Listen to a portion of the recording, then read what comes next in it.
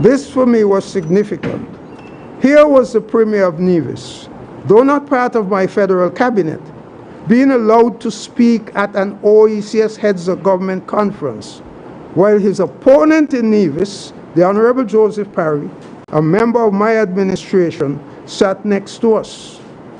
This also spoke volumes about the quality of patriotism of Mr. Parry, who did not object.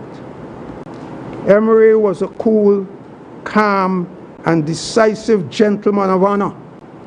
My last reflection today on his duty as Premier goes back to his 10th anniversary of independence address in 1993.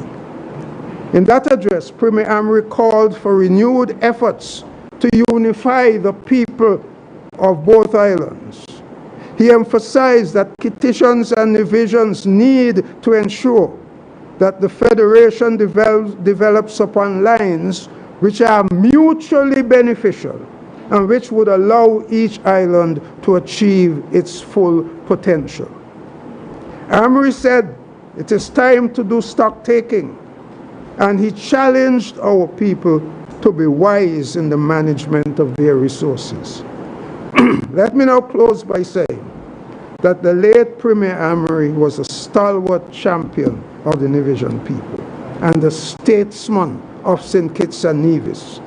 He earned the trust, respect, and love of the people of Nevis and of St. Kitts.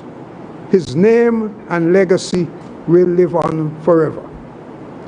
My wife and family join with me in extending heartfelt condolences to his wife, Vanita, his children, and all family members. We pray fervently that the grace and peace of God will comfort and strengthen them in this time of sadness, and that the many fond memories of him may lighten the days ahead. May his soul rest in peace.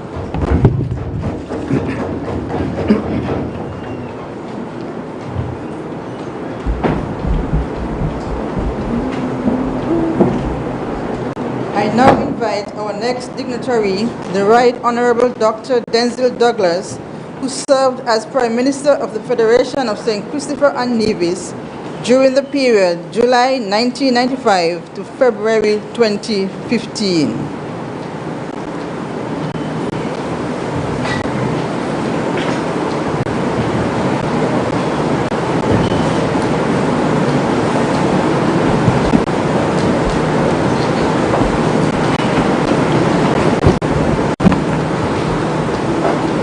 Thank you. Mr. President, I wish to emphasize my gratitude to you and, of course, the government of the people of Nevis for this invitation to be present on this special sitting, but more so for the opportunity to speak on this very auspicious occasion when we are assembled here in this chamber to pay our respect to one of your fallen heroes, sons of the soil, and also, of course, to bring comfort to those who are left to mourn. It was with great shock that I learned of the death of the Honorable Vance Winkworth Amory, former Premier of Nevis and founder of the Concerned Citizens Movement of Nevis, ambassador, banker, cricketer, educator, husband, father, and again, a proud son of the soil. We recall that Ambassador Amory served as Premier of Nevis from 1992 until 2006, and then returned to serve from 2013 until 2017, when he would have retired. We understand that he was born in the Rollins village, which reminds me so much of a part of the village, St. Paul's, in St. Kitts, where so many people came from Rollins in Nevis. And he spent his life in the land of his birth, apart from the very brief sojourns abroad to advance his studies at the University of the West Indies and the University of the Virgin Islands, and subsequently to represent our country in his official capacity. The interest of our people as leaders has always been paramount, and we were always guided by the principles of good governance and goodwill. The government of St. Kitts and Nevis and the Nevis Island administration have worked over the years collaboratively on development initiatives designed to bring much needed benefit to our people and the countries on a country on a whole. In fact, Premier Amory and myself first came to the Federal Parliament, the National Assembly of the Federal Parliament, back in 1989, March, some 33 years ago. That's when we were elected, together with erstwhile friend Malcolm Gishard, the late Malcolm Gishard, and myself with Sam Conda in the National Assembly of our Parliament. We were the ones who sat on the opposition benches in the Federal Parliament in those days.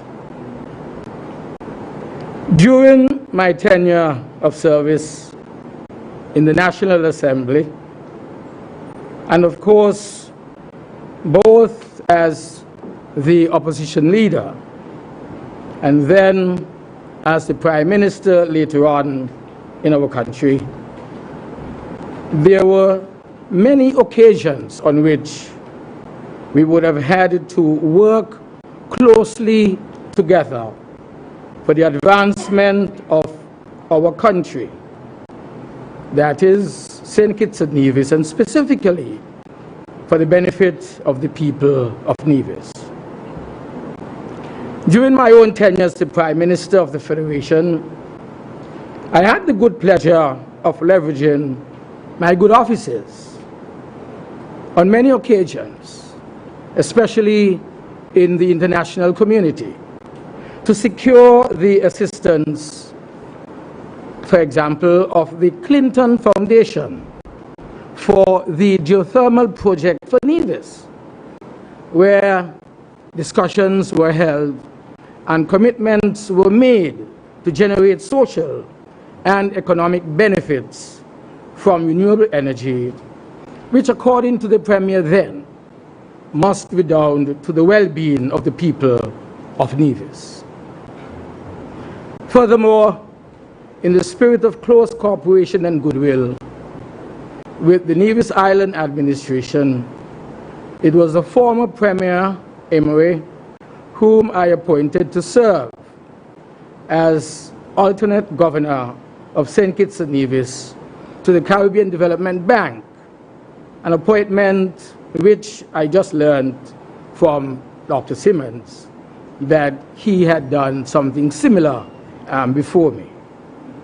In fact, in those days, Mr. Laurie Lawrence accompanied us to those meetings, not only of the CDB meetings in Barbados, but also accompanied us in the same capacity to the Bretton Woods institution meetings that were held by the IMF and World Bank in Washington or wherever those meetings were held. I must emphasize that the relationship in attempting to forge forward our country, St. Kitts and Nevis, and of course Nevis, there were moments of what appeared to have been not the best terms.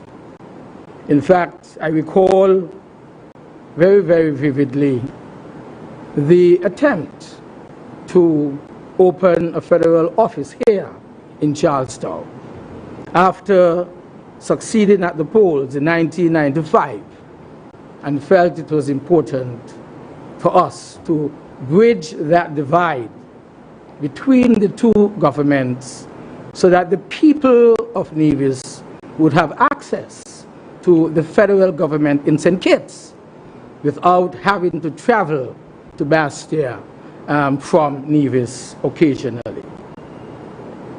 In fact, that was met with some misunderstanding. And we also remember, and I also remember, of course, one of the important landmarks in our history and our development, when after this very chamber had successfully passed a resolution for secession, Clause 113, that it was pursued. And this also would have occurred, I would say, background information, because there was a revisiting of the laws pertaining to the establishment of the international financial services sector. That meant, of course, some effect on the banking and offshore sector here in Nevis, and that would have prompted those difficult times.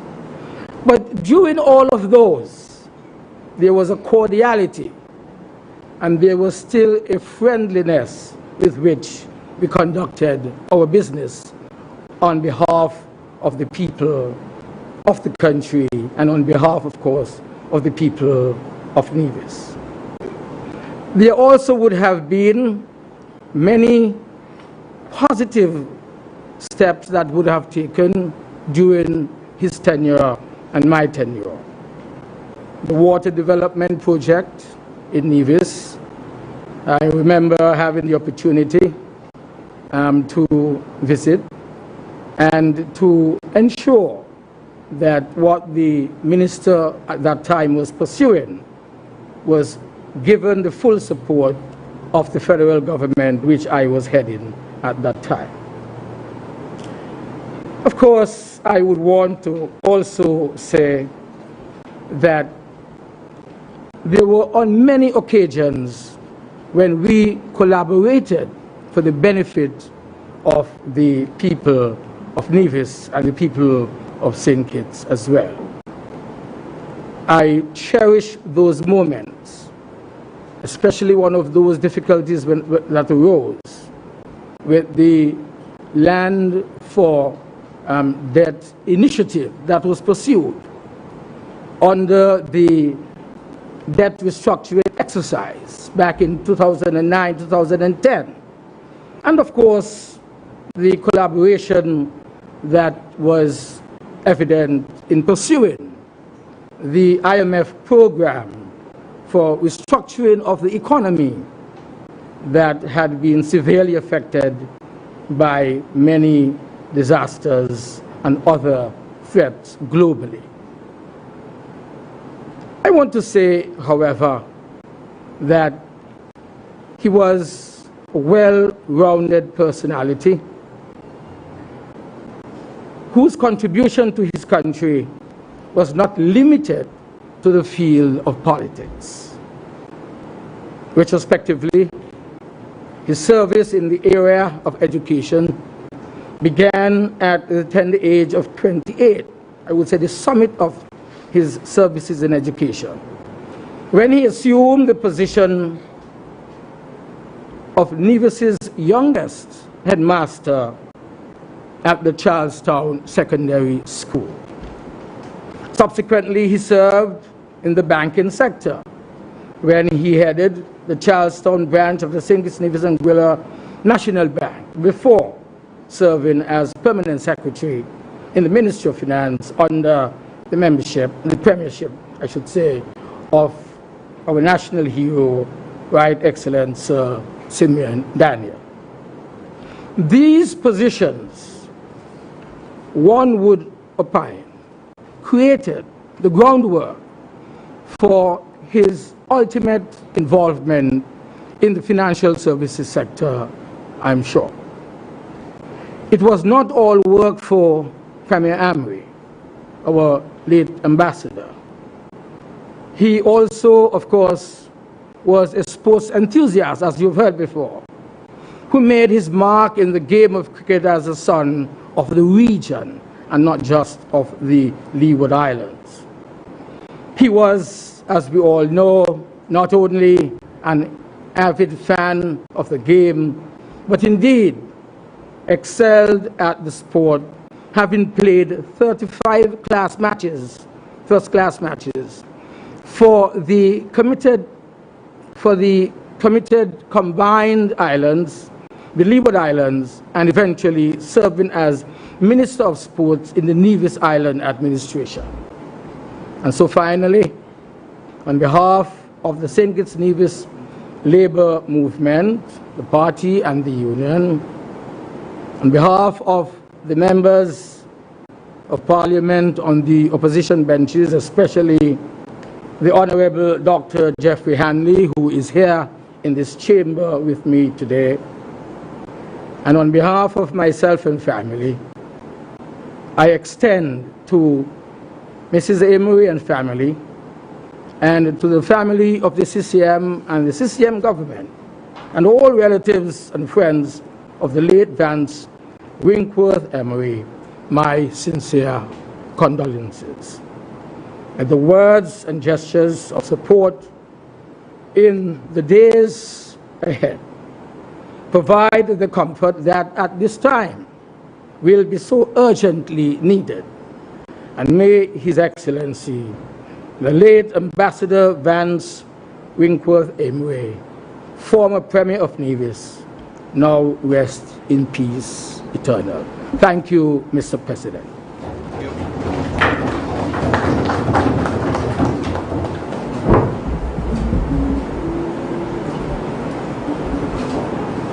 I now invite our next dignitary, the Honorable Joseph Parry, who served as Premier of Nevis during the period July 2006 to January 2013.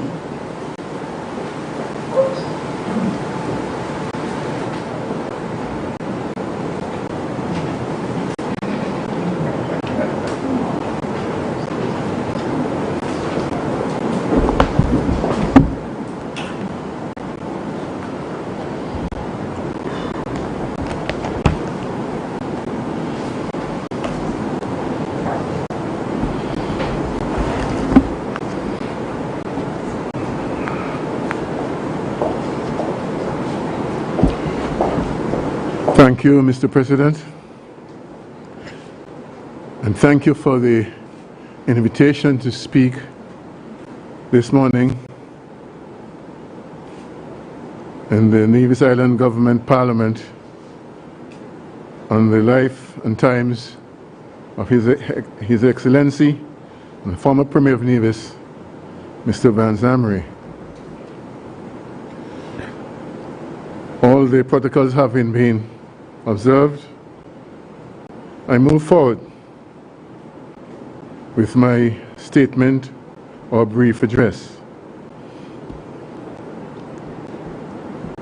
I first met Mr. Vance Amory in first form at the Charlestown Secondary School in 1960.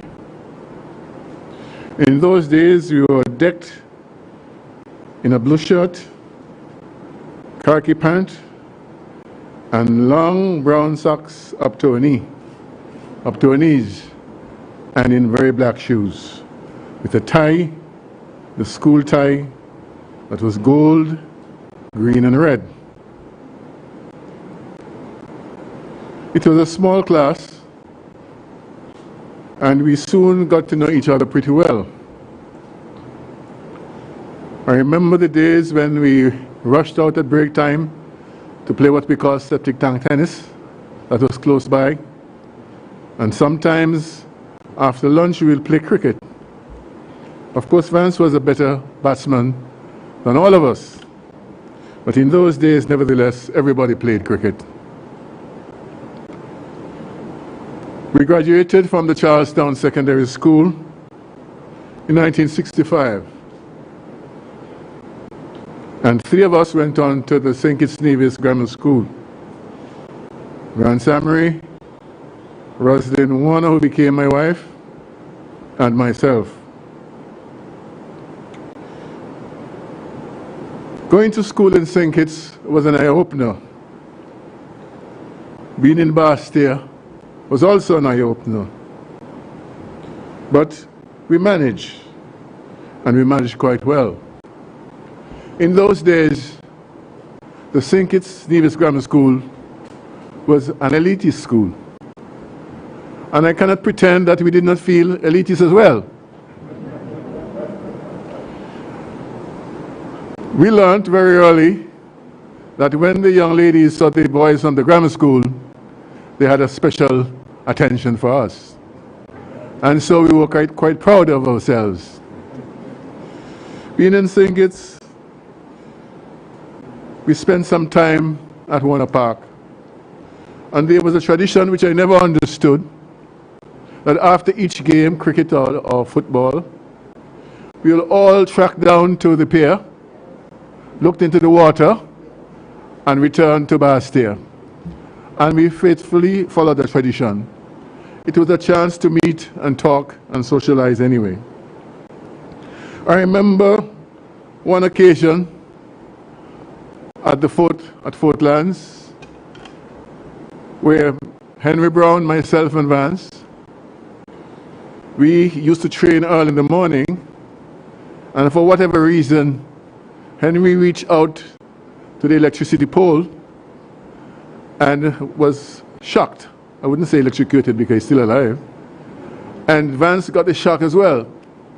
Luckily for me, I was not holding on to anybody at that time. And so I did not receive a shock, but I said, good God, all of us could have been, we 3 young Nevision boys could have been dead this morning. And we never again went to any training early in the morning. Of course, we went to accompany him because he was the athlete, not us. And it was a lot of fun anyway. At school, Vance Amory, myself, Marcel, Fabian Foy from Anguilla, and Arthur Lake spent many hours arguing. Instead of studying, we were arguing. And what were we arguing? Religion. Lake was a Seventh-day Adventist, and the other 3 of us were Anglicans. And we had difficulty in understanding the ways of the Seventh-day Adventist Church.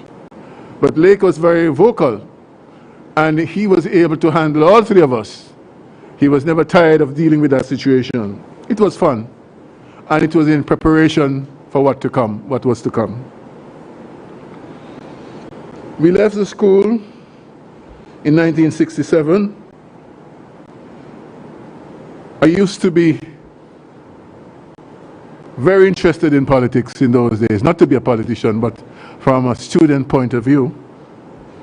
And many times I tried to get Vance to come to meetings at Pall Mall Square to hear the People's Action Movement, PAM, or Labour speak. He never showed any interest.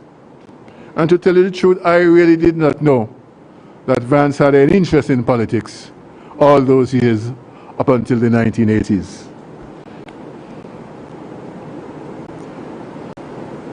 The exposure in sixth form was excellent for us. Hearing deliveries from Dr. Simmons, Billy Herbert, and Michael Powell, who attracted everybody.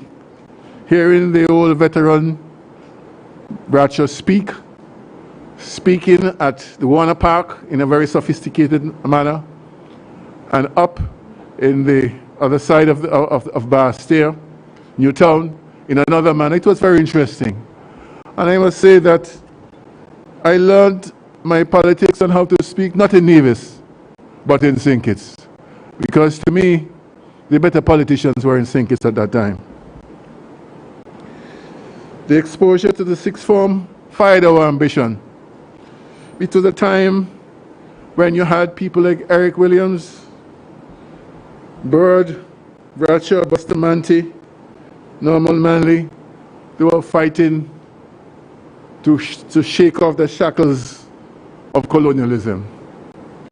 These were outstanding speakers and outstanding figures in the Caribbean, and they fired our minds to the need for independence, for the need to be so different, to get away from the British and rule Britannia, and to stand for what was Caribbean and West Indian. It was a time when we discovered ourselves, our identity, and our self-esteem to be black and proud in the Caribbean. It was a great time of Garfield Sobers and Frank Worrell. Just like in the United States of America, you had Muhammad Ali and others who were standing up for the rights and privileges of black people. So we were fired, and I would say that maybe it was the worst of times, but it was also the best of times, because more and more opportunities were opening up for us. And so very early, very late in the 1960s and early in the 1970s, off we went to the University of the West Indies in Barbados. In those days, on Nevis, you had 2 or 3 teachers who were graduates. Some of the others never even went to sixth form, and they were teaching you subjects for GCE. When we did our history exam in 1965, I had never seen, and Vance had never seen, an exam paper. Sometimes when the questions were written on the board, because in those days it was written on the board, we did not even know it was an exam question. But we did exams, and we got through.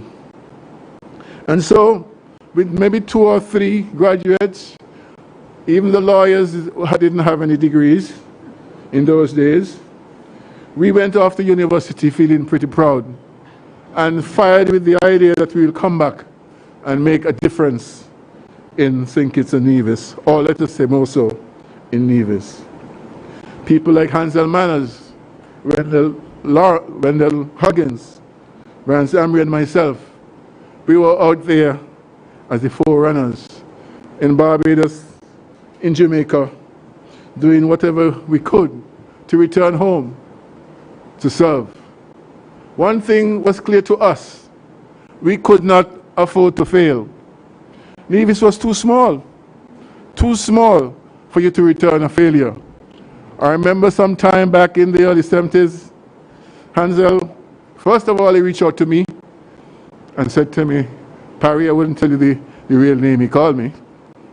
I would say Parry, but that's not what he called me. He said, you need to spend more time studying.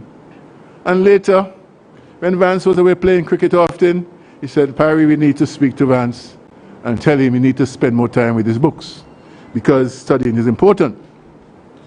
There were several incidents, certain experiences, incidents is too strong a word, that I will recall here while we were in Barbados.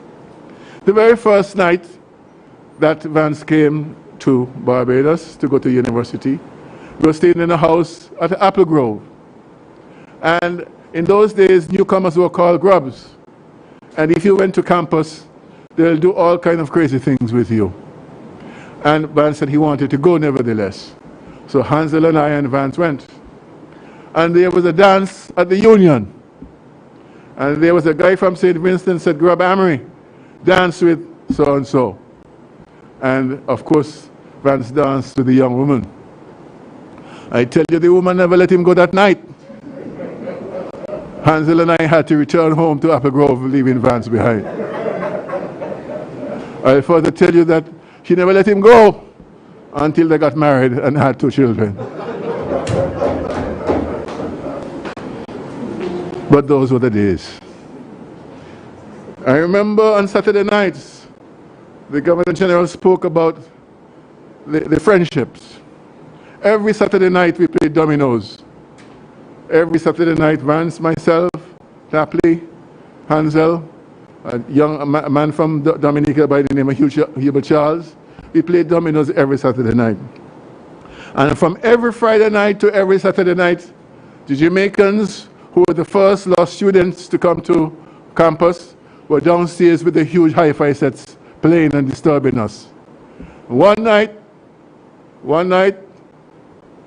we decided we were going to do something to them.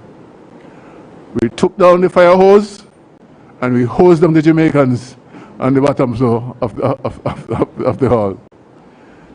I wouldn't say who was there because Sir Tapley may not want to have his name mentioned. But we certainly did that. There was also Saturday mornings. The Bajan girls loved to dress. They made their own clothes. Nowadays everything comes from America. They made their clothes, and there were many young women. And there's a place in Bridgetown named Broad Street. And it was the popular street. And all of these young girls would come to Bridgetown and parade in their minis. In those days, minis were very popular.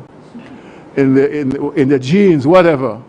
And it was fun for us boys to find our way to Bridgetown every Saturday morning just to view the beauties traveling along the road. We had a lot of fun. At Apple Grove, I remember lobbing balls to Vance because there was nobody to train him when he wanted to play cricket until he became a member of a first-class team in Barbados. It was a lot of fun in those days.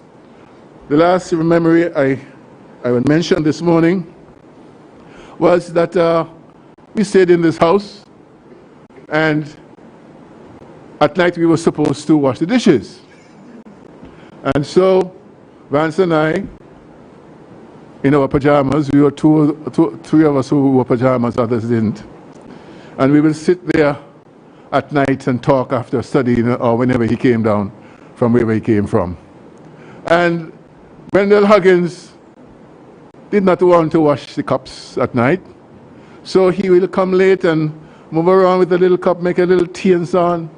And I, in a very facetious way, said to Wendell, "Man, Huggy, what's wrong with you? We all from Nevis. We all from Nevis. Join with us and let us clean up the place at night." And I did not know what happened. I can't say what happened next, except that the Vance jumped up, moved towards Huggins, lifted him up, and slammed him in a chair. And I had to jump and grab Vance, he in his pajamas, and me in my pajamas, and he looking at me while, and then he eventually settled down. Those were the days that we had in Barbados. We had fun. We never really argued much, but we remembered that we were there to represent Nevis. Time came for me to return home, 1 year before Vance, and he said to me, "Look, there's a new association in Nevis, the Nevis Cricket Association. You need to join it." And I did. The old association was led by Eugene Walwyn and Edred Walwyn, the Nevis Sports Association. But the problem in those days is that they always pick 5 men from the Virgin Islands and 5 from Nevis without any cup matches. The president will remember that very well. I think he ended up on the other side as a batsman. And so I came down and we did what we had to do. And eventually we were able to push out the Sports Association. And today what we have as the Nevis Cricket Association has been established as a body for cricket. In those days, when we were at the secondary school, Vance and I would leave at break time and prepare the roll the wicket ourselves. We did the work without expecting anything in return. Cup matches time, we were there rolling the wicket. Cup matches time, he was playing, I was a selector. That was the type of relationship we had in those days. Eventually, I became president of the association, and sometime later, and he was vice president, and sometime later he became president. And cricket was at its peak in those days. Everything was going pretty well. It happened though, that at the time that all these things were happening, there was also politics in the air. The Nevis Reformation Party was formed. The UNM, the old party, found itself on the decline. And so there were struggles and tensions. And we found ourselves caught up in politics. Not that we wanted to be in any politics, but that is the way it was. I remember we had a march, I think it was 1976 for secession, and many of us were affected by it. And in the end, in 1980, the government changed. NRP and PAM formed a coalition. And so, again, we found ourselves in the middle of politics. First, it was I who became a permanent secretary. Later, he also became a permanent secretary. I was premier, he was permanent secretary of finance. And we worked together. We had rough times. We had times when we couldn't pay salaries. We had times when we had a difficulty with the flour. But we stuck it out. And then Mr. Amory decided he wanted to do a master's, and he left. Having left, some group decided to form a political party, and they invited him to lead it. And this was the divide. This was the time that divided us.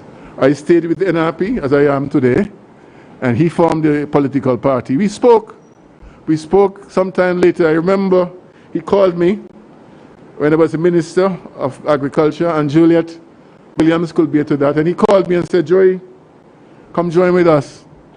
And I said to him, "I can't do it. I'm here. I can't leave." And so that was that situation. I would say this, that we were in opposition. We sat here, maybe the two longest members who sat here. I on one side, he on the other. He on one side, I on the other.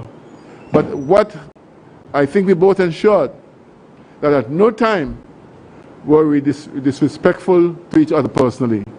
At no time did we say anything negative about our wives, our children, our family. And I was very pleased for that. And I think both of us are an example to the present politicians, that even though you may have a difference of opinion, or even though you may feel a different way to your opponent, remember that there should be mutual respect on both sides. And remember that in the end, you're trying to serve the country as best as you can. I would say this, it's very strange for me to be speaking about Mr. Amory. I never thought that he would have departed so soon. I remember 6 months before he died, I saw him in the car park, TDC car park. I was driving and he was walking. He was on his way to St. Kitts. And I drove up to him slowly and I said, "Vance, are you okay?" And in his usual he said, "Yeah, man, me okay." And I left it at that. I thought he was tired and he was working too hard. The last time we spoke was at the opening of the Simeon Daniels Museum. And I simply introduced him to my wife, and we laughed and we talked, not about anything really, and then we moved on. I had no inkling that today I'll be here speaking about him or on his behalf. It's a great loss. It's a great loss to all of us. It's a great loss to the island. Mr. Amory has served the country as head of the school, as an outstanding cricketer, as a banker, as a civil servant, as a politician, and finally, as an ambassador. He will be well remembered by many of us. He was well loved. That is something that we could not take from him. I would say that the whole island loved him and had a respect for him, even if they were not on his side. And he had a way to reach out to those who were not on his side and try to befriend them. That is quite good. I must say, I myself, while not as sociable as he was, always tried to befriend anybody, regardless of their political inclination. Because I think that is the way it should be. That people should have a chance to support whoever they want to. And if they wish to change, they could change.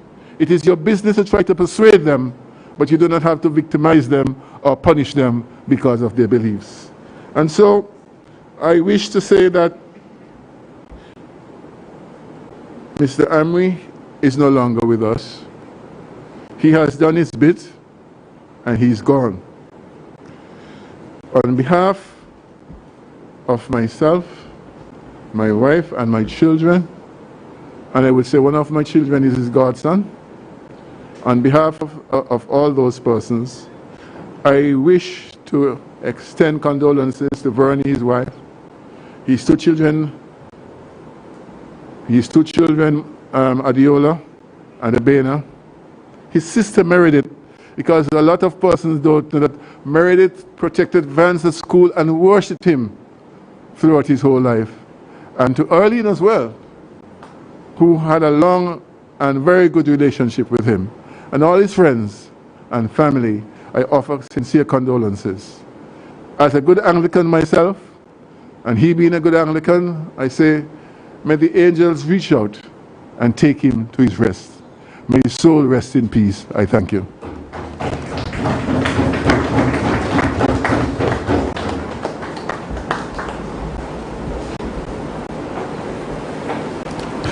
I now invite our next dignitary, the Honorable Shawn Richards, Deputy Prime Minister of the Federation of St. Christopher and Nevis during the period February 2015 to present.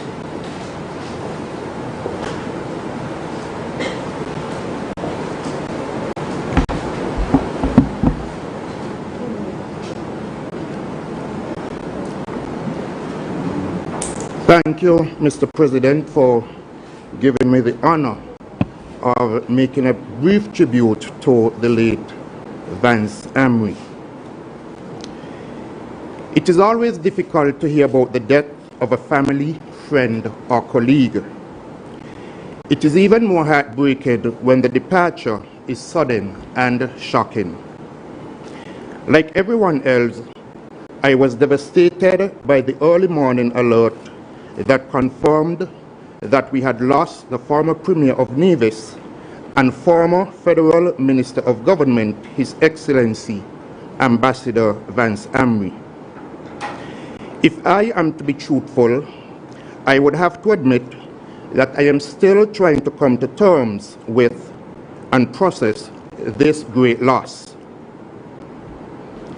After receiving the news, I remained in bed, reflecting on his life, but also hoping that somehow the news was incorrect.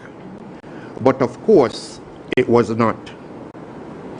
I could not contain the racing pace of my thoughts as I recounted a number of our encounters. It was shocking to me because I was void of any knowledge that my former cabinet colleague was ailing. Vance, who is my senior, was an athletic type of man who looked fit and with more stamina than many of his junior colleagues. But I also knew that he was a private man, and that privacy that he craved facilitated his quiet battle with cancer, just as perhaps he hid the pain that sometimes struck from the cricket ball, like when he suffered a broken nose. Vance also knew how to quietly manage the pain from a political defeat, such as in 2006 in the local island elections. But when success eluded him, he always rose again like that phoenix. Unlike many of you, I cannot offer first-hand accounts of his prowess on the cricket field, whether for Nevis, the Leeward Islands, the Combined Islands, or the West Indies President's 11.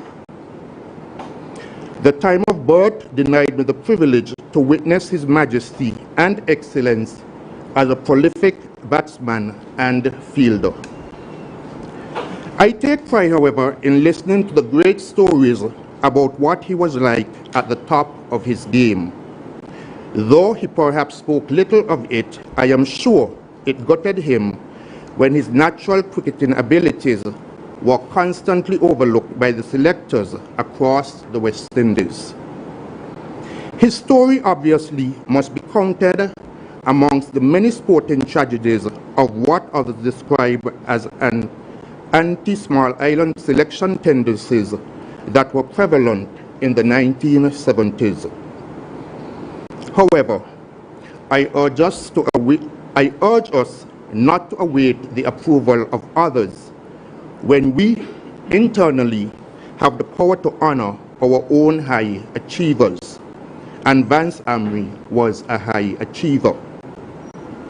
While Vance may not have climbed to the top of the West Indies cricket, he was dominant on the field of Nevisian politics.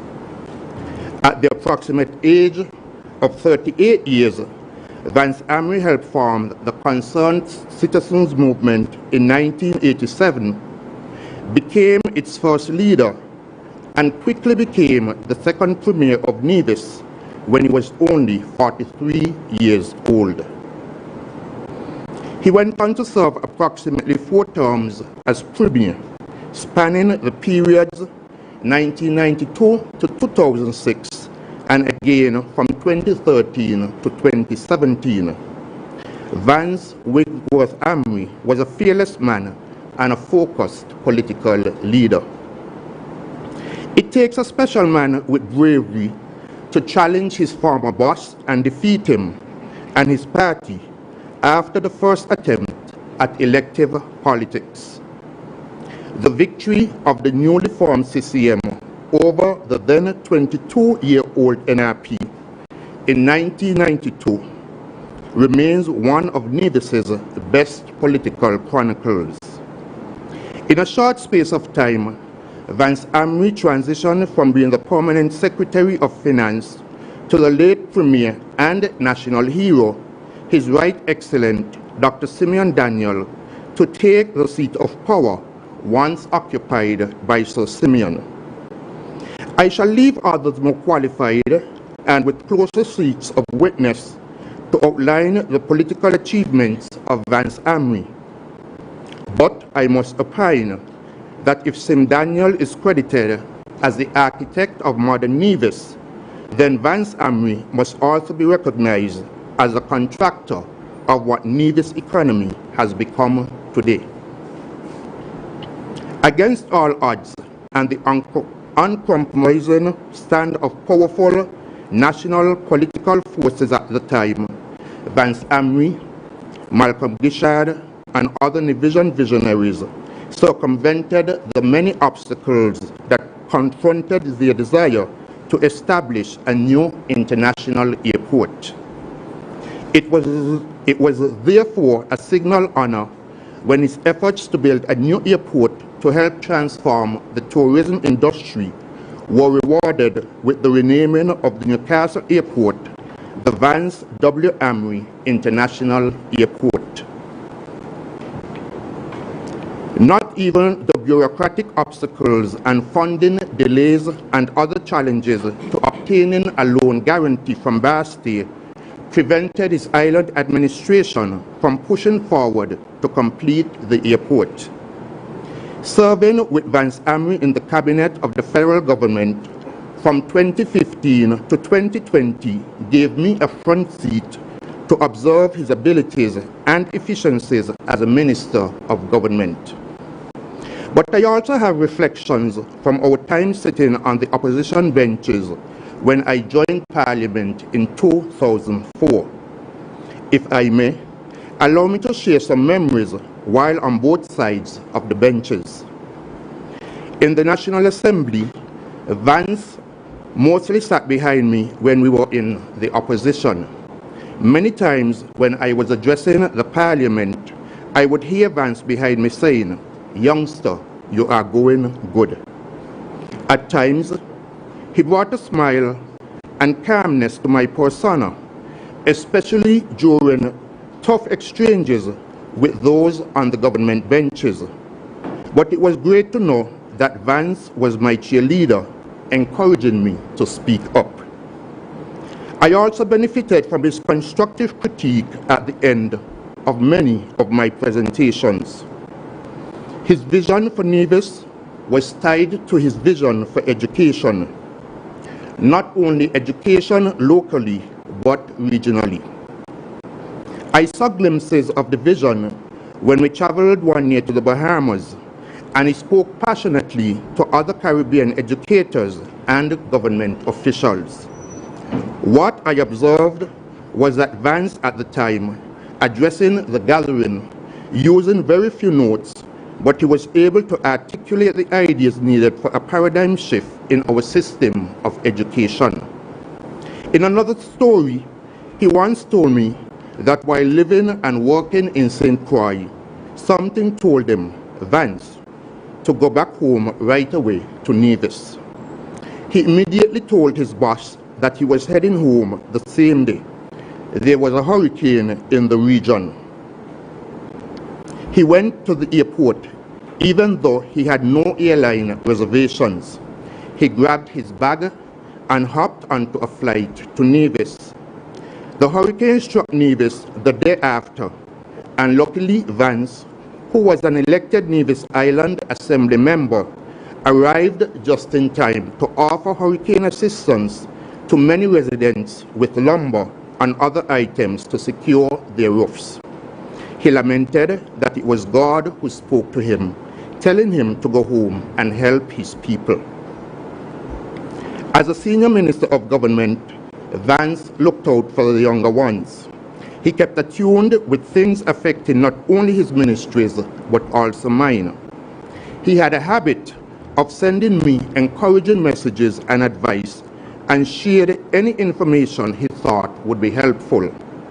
One year, while he was in Venezuela as part of an election international observer team, he found the time to send me some WhatsApp messages. He said he was just informed that the taxi operators at Port Zante were planning a protest regarding the dispatching arrangements at that facility, and he wanted to give me a heads up. At the time, I was acting Prime Minister. He, however, said that he hoped that nothing serious would result from the planned protest. He also sent me advice as Deputy Prime Minister, and in 2021, after the budget debate, he sent me a message saying, "Thank you, Deputy PM Youngster. Congratulations on a very sound presentation. I travel tomorrow. You have an enjoyable Christmas as well. Be safe and keep well." Last year, when we had a power outage, he sent me words of encouragement as the Minister of Public Utilities. He ended by saying after we had restored the service to residents, "Great work, have a toast, but at home, LOL." I have shared those reflections to support the argument that Vance Amory was a true and caring leader who not only looked out for himself and his ministries, but also showed concern and support for the success of his colleagues. In closing, I want to recognize Vance Amory for the role he played in the formation of the coalition government and the efforts he made to secure our success at the polls. His commitment to making the union work must equally be acknowledged. He died serving in the interests of his country, and he dedicated his life's work to serving others. This he did as a teacher, headmaster, bank manager, permanent secretary, island assemblyman, minister in the NIA, and premier. It was also captured in his service as a federal minister and the latter years as an ambassador for his country. We shall all miss him, his smile, calm personality, and his tempered words. And I shall miss his wise counsel. Death is neither a friend nor an enemy to anyone. It is simply a reality that awaits us. It has no biases and it extends no favors. But what is unquestionable is that death is a destroyer. I have searched, but yet there are no words that I can find to bring comfort to his family, his dear wife and children. Today we honor a father, husband, brother, uncle, son, cousin, and a friend to many. Today we formally begin to say, though with a swollen heart, farewell to a committed servant of Nevis and St. Kitts. It would not be cliche to say Vance Amory left us too soon, but let his sudden departure be a lesson for all of us. Therefore, as Michael Landon is known to have said, whatever you want to do it now. There are only so many tomorrows. Thank you, Vance Amory, for your service. I extend condolences on my own behalf, on behalf of my constituents, and also on behalf of the members and supporters of the People's Action Movement to his wife, his children, family members, and all those left to grieve his death. May it please you, Mr. President.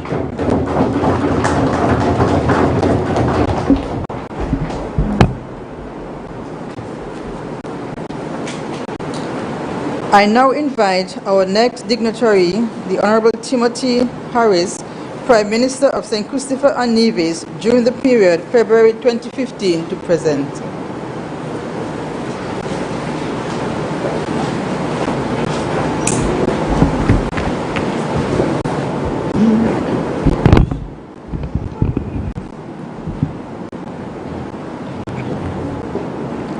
Thank you very much, Mr. President. Allow me to again express my gratitude for the invitation extended to me in my capacity of the Prime Minister of St. Kitts and Nevis to bring remarks in this important sitting intended to pay tribute to the late great Ambassador Vance Winkworth Amory. I want to recognize the protocol list so ably put forward and adopted, and to thank all the dignitaries who have come, including past members of the National Assembly, the Nevis Island Assembly, who are here. I rise with your leave, Mr. President, to pay tribute to a man whom I have long considered as the embodiment of a true national hero. And I look forward to the fulfillment of this in due course by the relevant committee.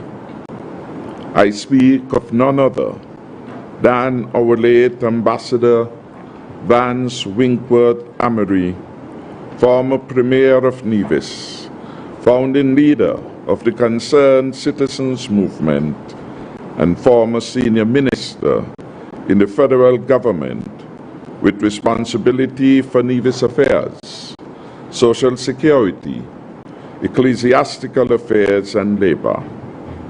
At the time of his passing, he was serving as Ambassador Extraordinary Plenipotentiary in the office of the Prime Minister. When Ambassador Amory breathed his last on Saturday, April 2nd, 2022, the Federation of St. Kitts and Nevis lost a stalwart, an astute politician, and an elder statesman. On that day, I personally lost a friend, a principled and honest political partner in the Team Unity government, and a fountain of wise counsel, on whom I had come to rely for the past 10 years. Our nation's loss of Ambassador Vance Amory has dealt a colossal blow to the people of Nevis and St. Kitts.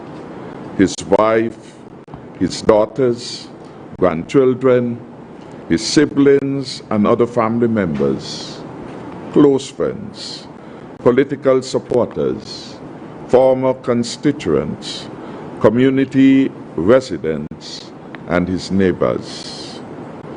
The legislative history of Nevis would record that Ambassador Vance Amory would have traversed to and from this Nevis Island Assembly chambers many times during his lifetime.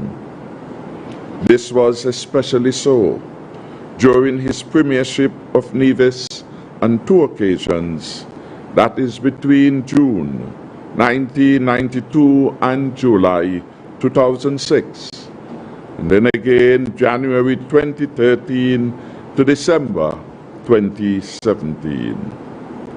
As such, on countless occasions, too numerous to mention, he would have done his part to present and debate budgets and also introduce and debate various ordinances about the administration's functioning that were meant to improve the lives and livelihoods of the people of Nevis.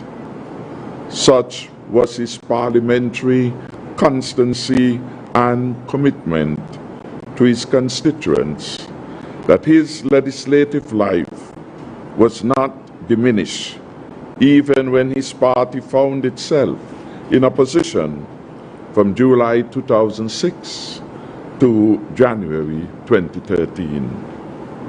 In short, Ambassador Amory's parliamentary life was people-centric.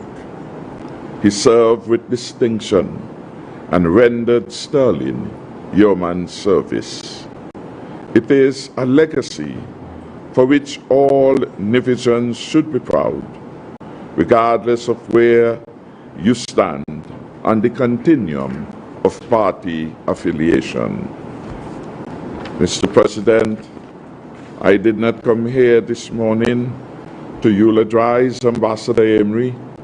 Much has been said since his passing by me and many others, by persons from all walks of life. Still more will be uttered by countless others in recognition of his life and selfless service to the people of Nevis, and also in terms of his tenure as a federal parliamentarian. Every Nevisian carries in his or her heart the eulogy of love and decency that will immortalize Vance Amory.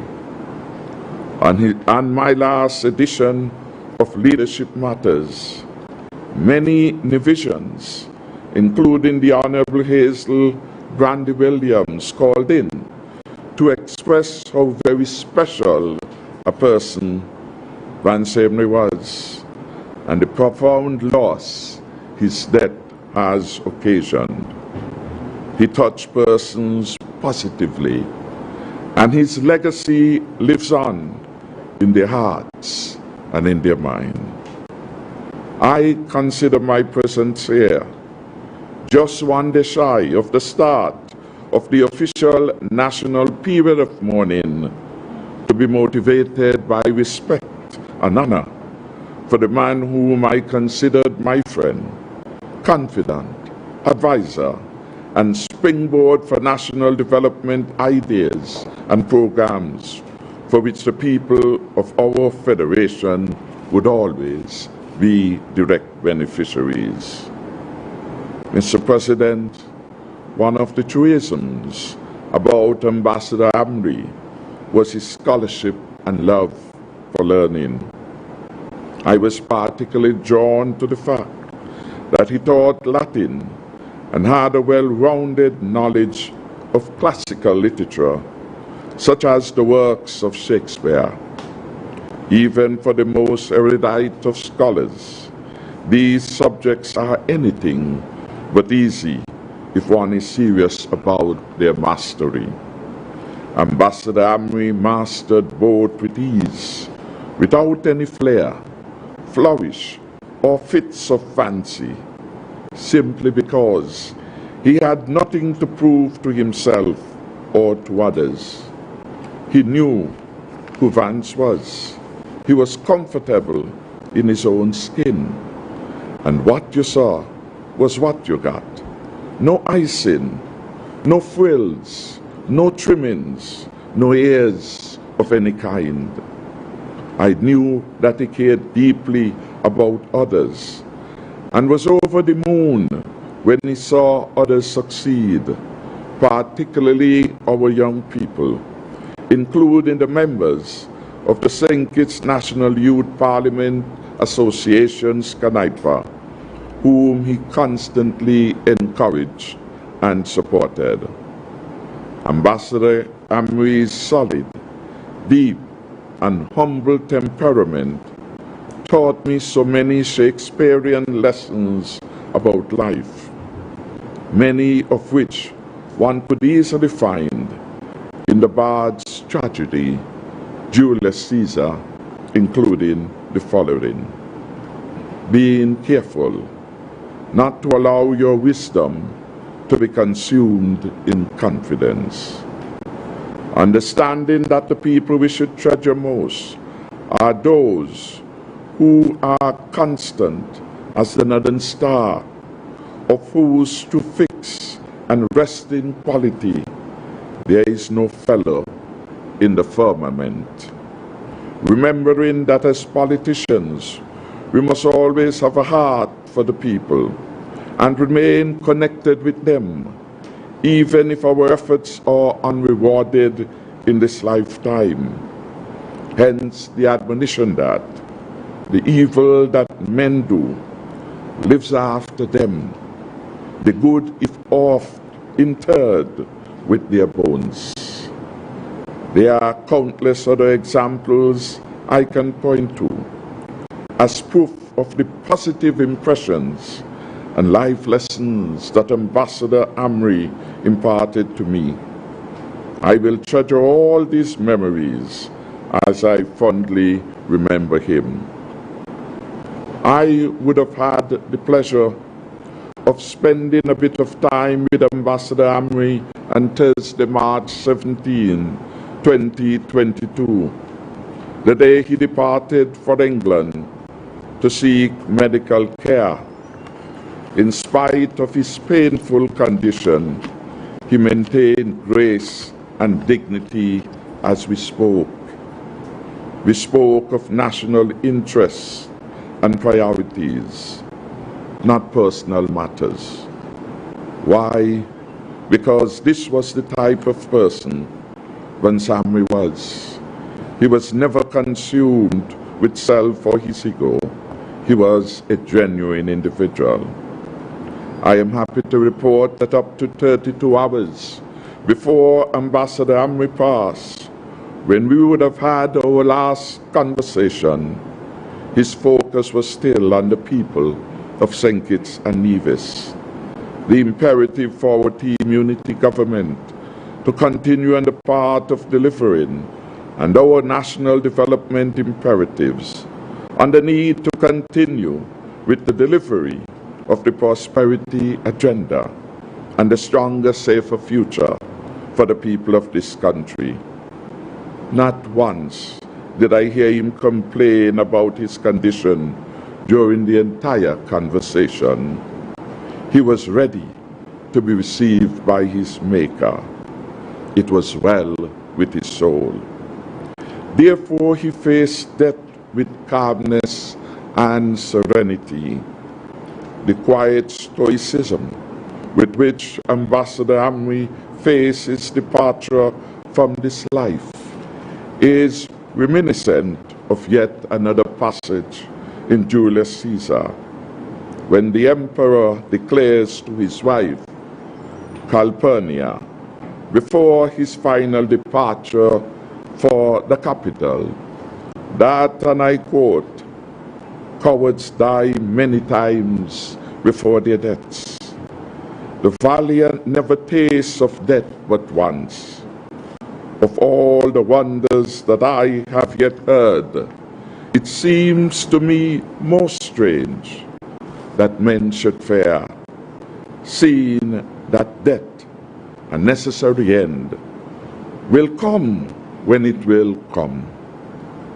I am a better person for having had Ambassador Vance Winkworth Amory's presence in my life. Like countless others, I am indeed honored and grateful to have known him. We should honor his passing with the same grace, class, and dignity which governed his life. May his soul rest in peace, and may flights of angels sing him to his rest. May it please you, Mr. President, sir, I thank you for the opportunity to speak on behalf of the Federal Cabinet and the good people of St. Kitts and Nevis. Thank you.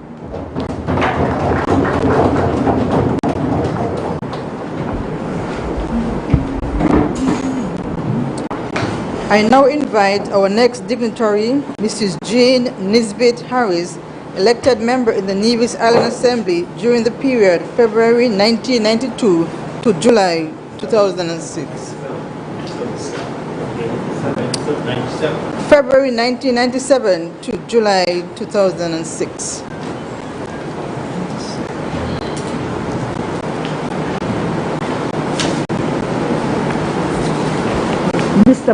Mr. President, I think it's a disservice to put me to speak after the Honorable Prime Minister. But I am sure the Honorable Prime Minister does not know Mr. Amory as good as I.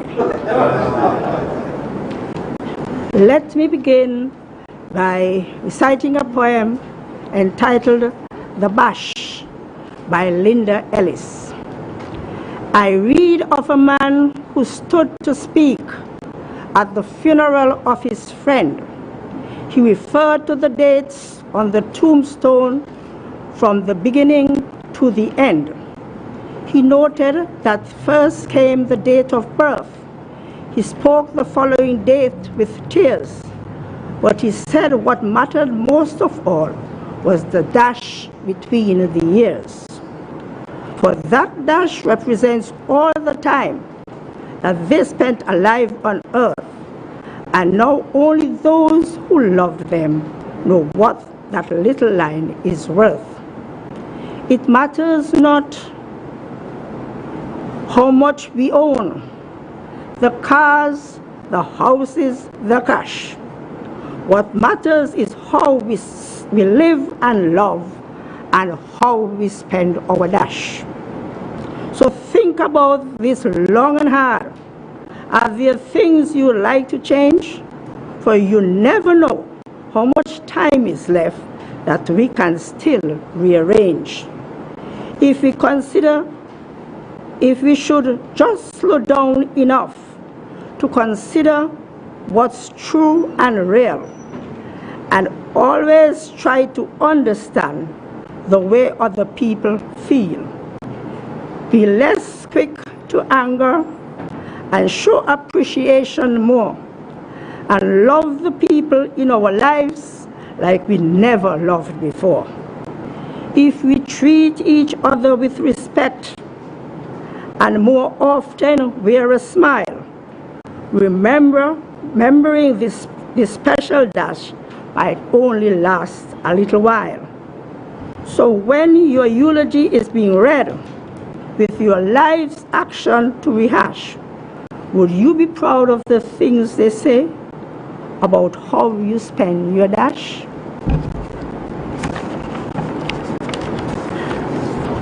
I think everyone could remember the time, who told them, and on which medium they learned of the untimely passing of Vance W. Amory.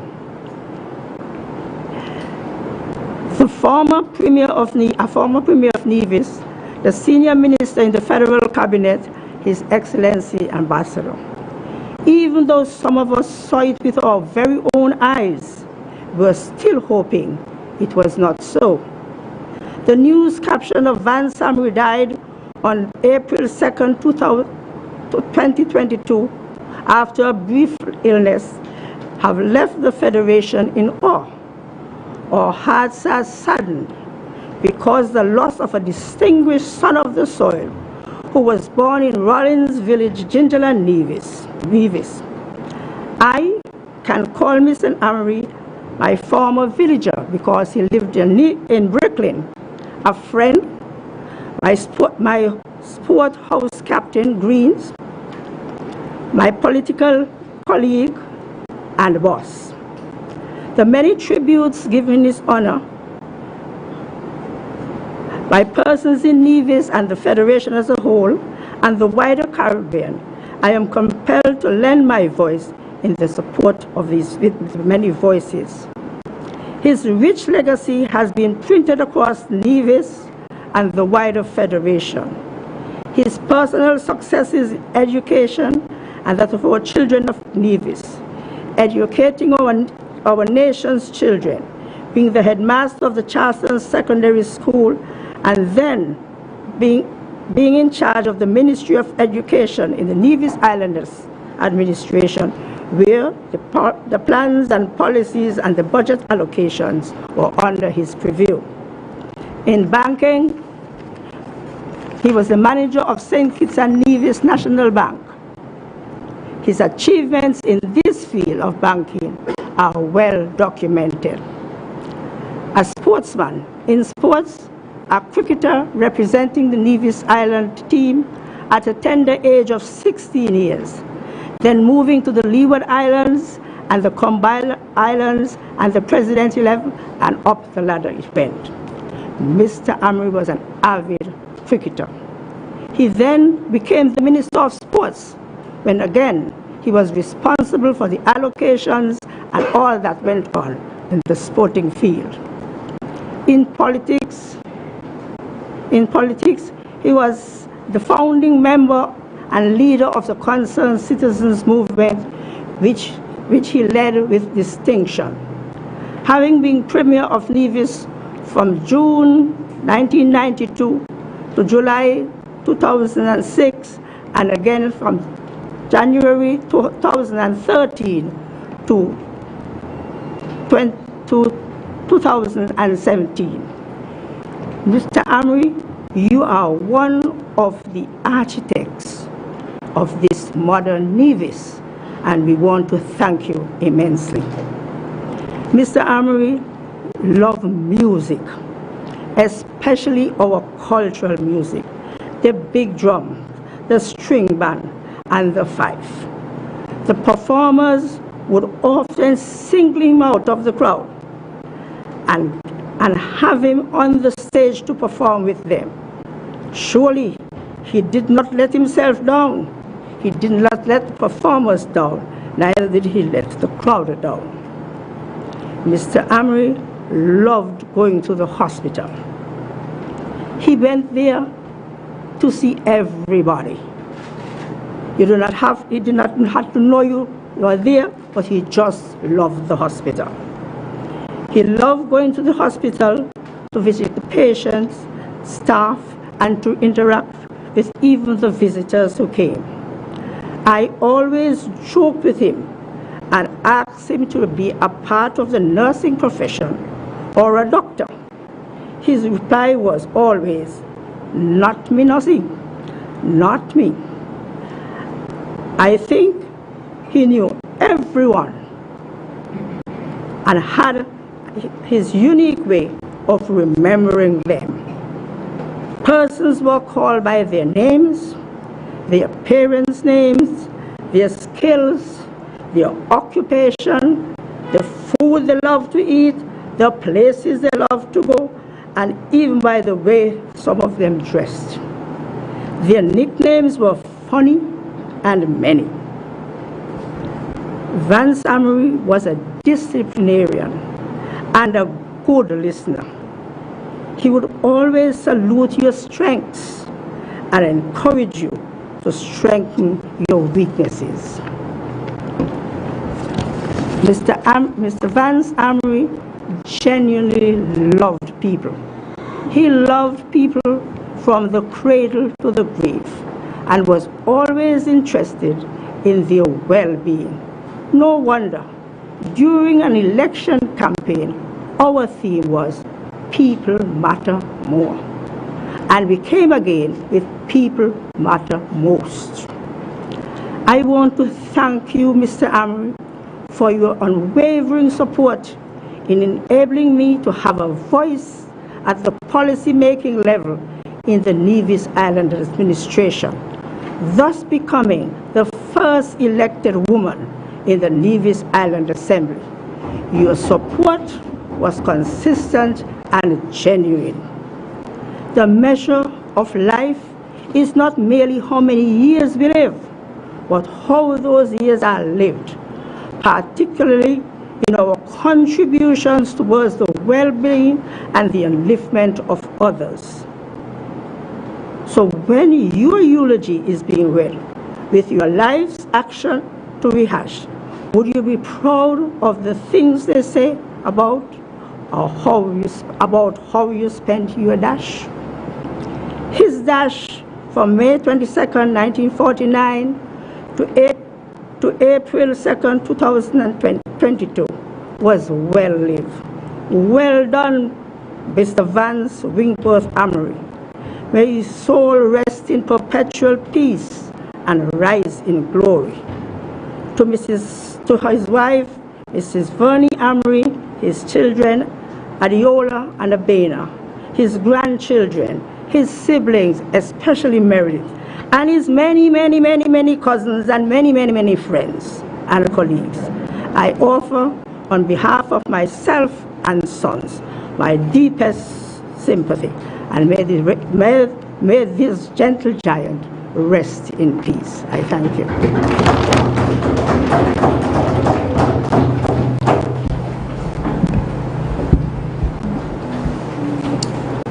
I now invite our next dignitary, Mr. Livingston Herbert, nominated member in the Nevis Island Assembly during the period June 1997 to July 2006.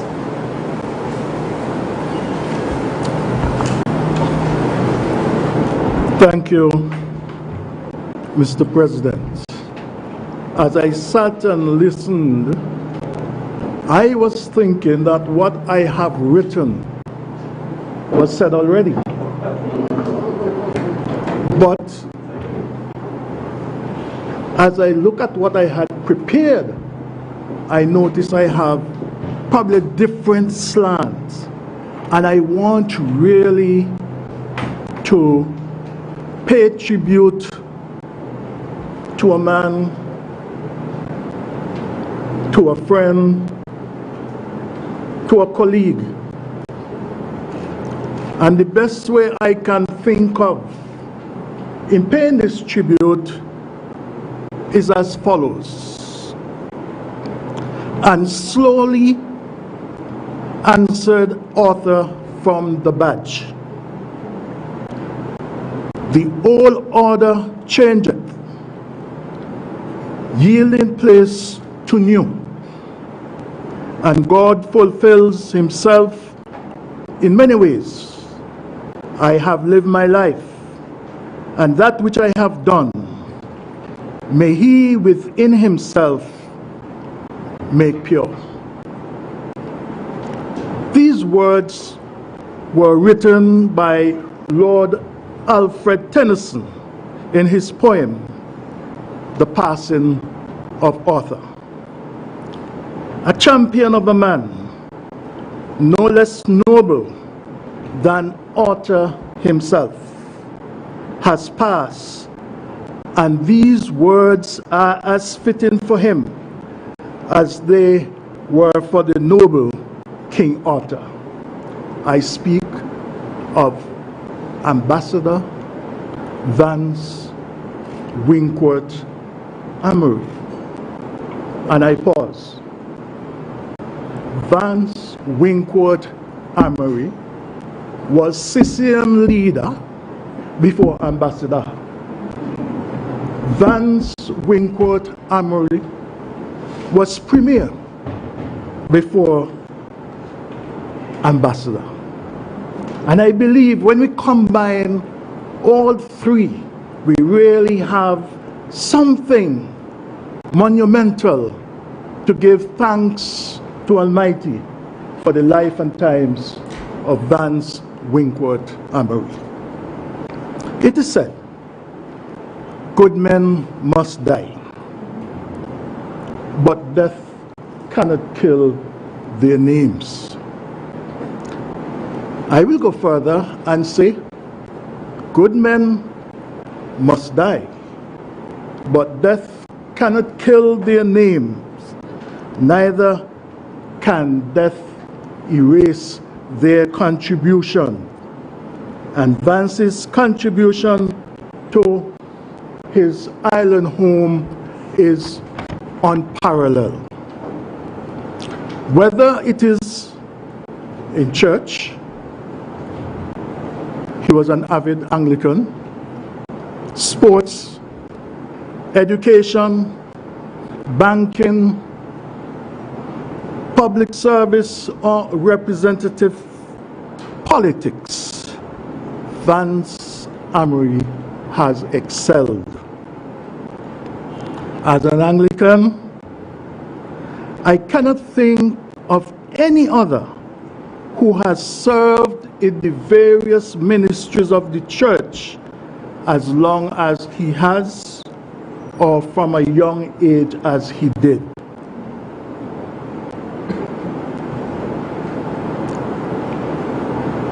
I, at some point in my life, was either in the front row or the back row of Vance Emery's history and English classes.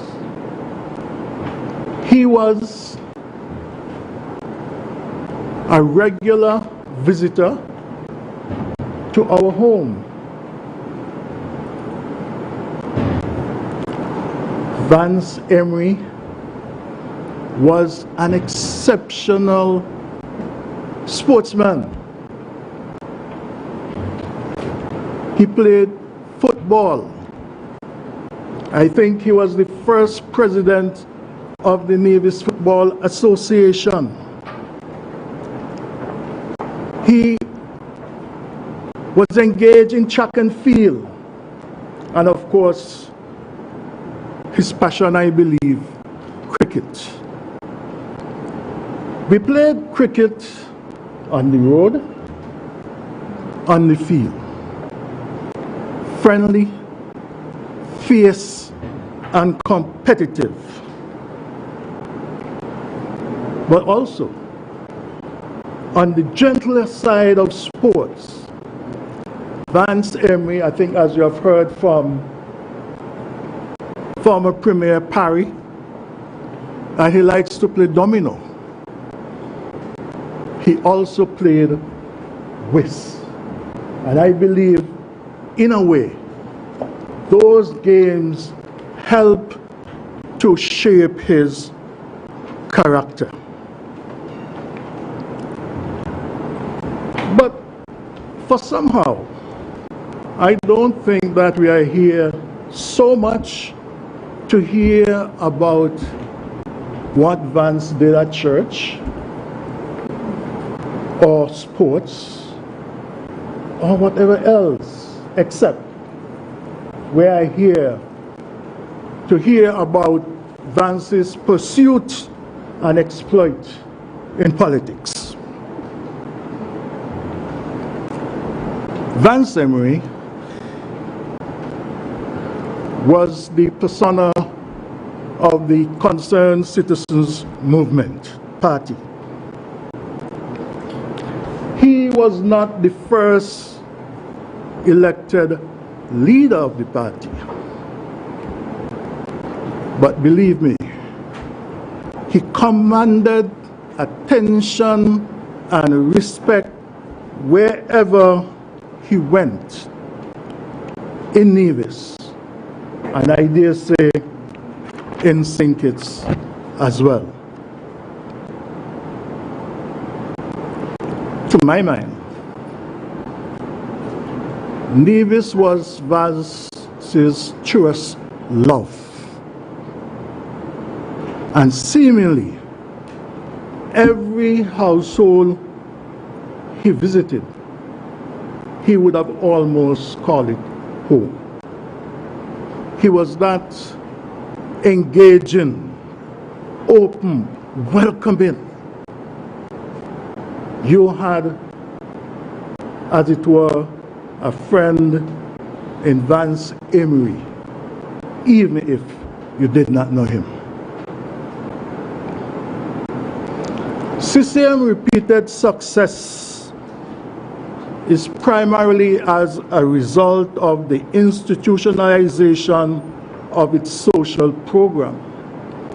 And the truth be known, that program was the brainchild of Vance Amory.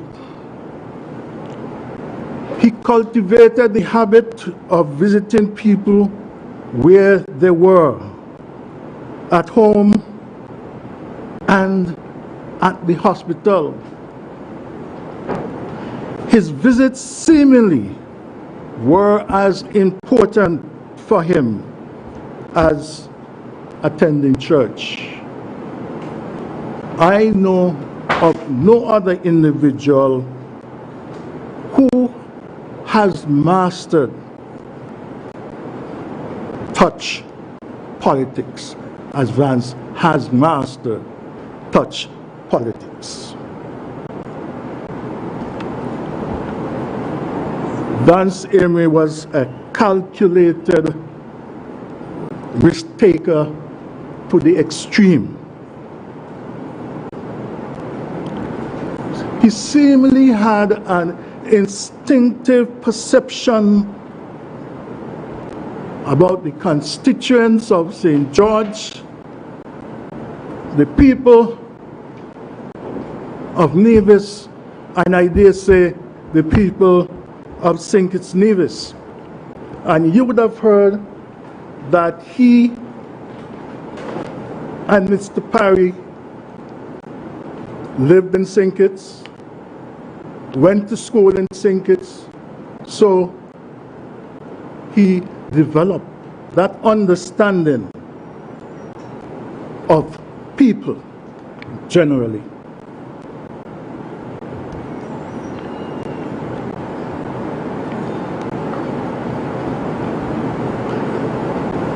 You know, I find it very interesting that the extent to which he had that kind of understanding about our people.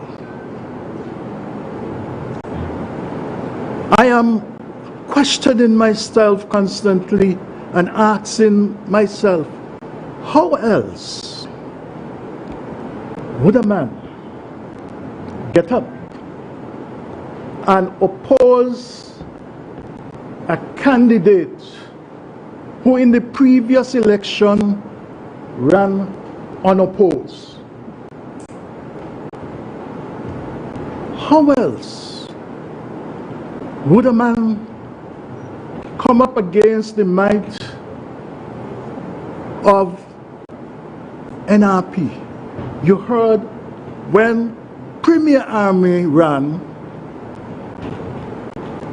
NRP was about 22 years old. Guess what? He whipped his opponent soundly. But even before he whipped his opponent, would you believe that Vance Amory was the sponsor of that gentleman during his confirmation? And he did it without being disrespectful. He did it without being disrespectful. I think it was former Premier Parry who, in his presentation, talked about we need to be probably aggressive, but respectful. And here it is, a living and live example of what Vance Amory did. That was in 1987. In 1989, the federal election came up, and everyone, or almost everyone, believed that CCM had no hope. Where is Vance, they asked. Back then, Vance decided to complete an MBA assignment rather than coming to Nevis to campaign at that time. But 2 weeks before the election, he was here on the ground, meeting people, asking for their support. And the good thing about that, what he was able to do, is he was able to meet people not for the first time, because it was a habit for him to meet people. And as politicians and as human beings, we need to meet people and interact with people.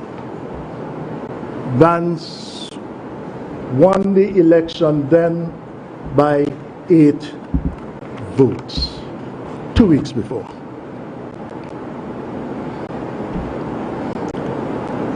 You know, over and over again, during my period with the Concerned Citizens Movement, people question the loyalty of Vance. You have heard earlier from our living national hero that his word is his bond. And I suppose a lot of us try to make someone what we want them to be and don't see them who they actually are. But Vance Amory was a man of his word. You have heard, at least for me, the high point of Vance's career as a politician was in 1993, when the election was inconclusive. Then, before the election, and I think the first national hero alluded to it, before the election, Vance Amory, the only manifesto that Vance Amory singularly wrote was in 1993. The title of the manifesto was "The Agenda of the Concerned Citizens Movement is Nevis." That when it had pained him so much that he had to take the step and perhaps started to think parochially. But for us, we know that he was not a parochial man. He went beyond the parish subsequently. But indeed, as he went beyond the parish, everybody, most everybody who had an opposing view to Vance Amory ridiculed him. You're neutral. I don't understand, and this is just me, how a man who has improved himself, moved from one party in parliament, one seat in parliament, the party which he heads, to 3 seats in parliament, and he was neutral. Think of it. The pressure that he bore. It was tremendous, because all of us want him to join one party or the other. But for us, he stuck to his word. That was Vance Amory that we are here today paying tribute to.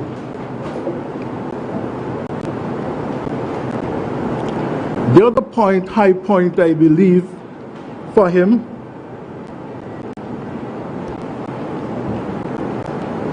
and for Nevis is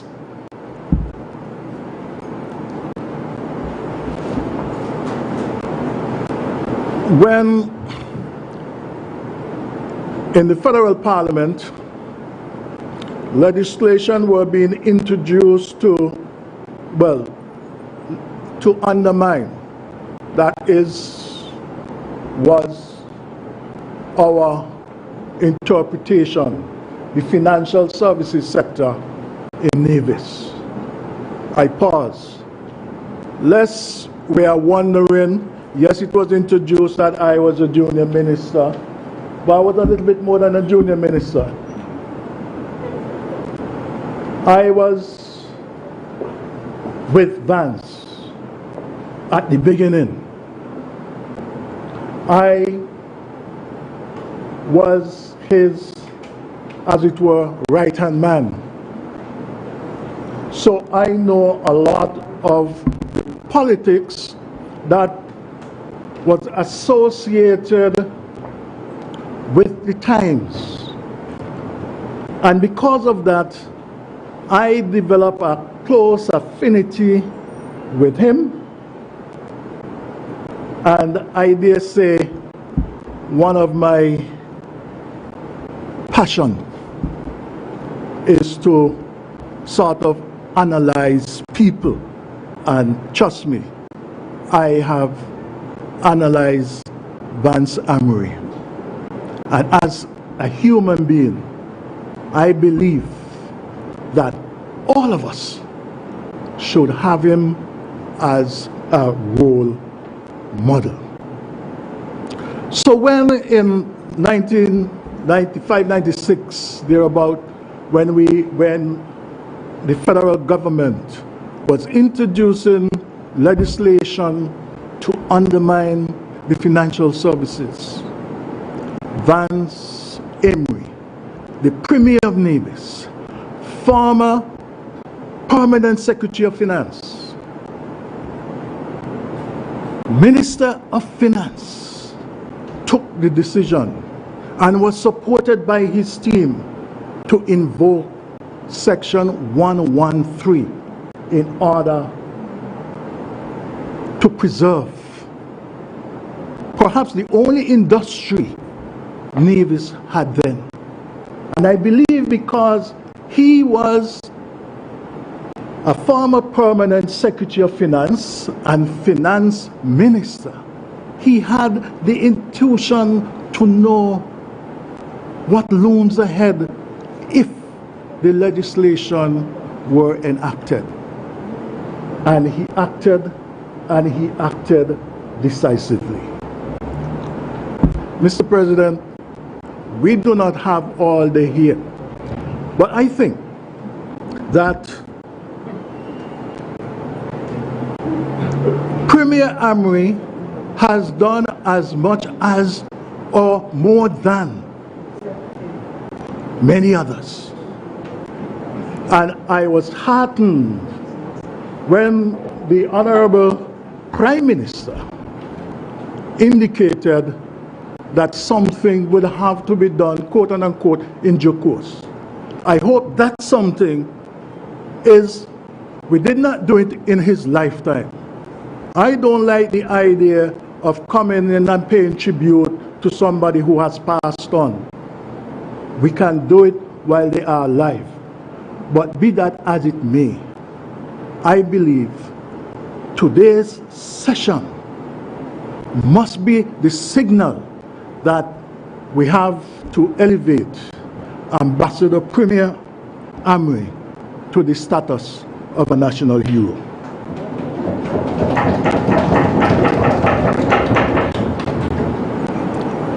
Approximately 23 years prior to the birth of Vance Amory, the words of Desiderata were penned, and I would repeat just a few lines to give an insight into the character of the man. Go placidly amid the noise and haste, and remember what peace they may be in silence, as far as possible, without surrender, be on good terms with all persons. That to me was the essence, the embodiment of Vance Amory. I want indeed to extend my condolences to all those who mourn, his wife and children, his immediate and extended family, to the family of CCM and the people around the Federation of St. Kitts and Nevis. Let us endeavor to live that when we come to die, even the undertaker will be sorry. May it please you, Mr. President.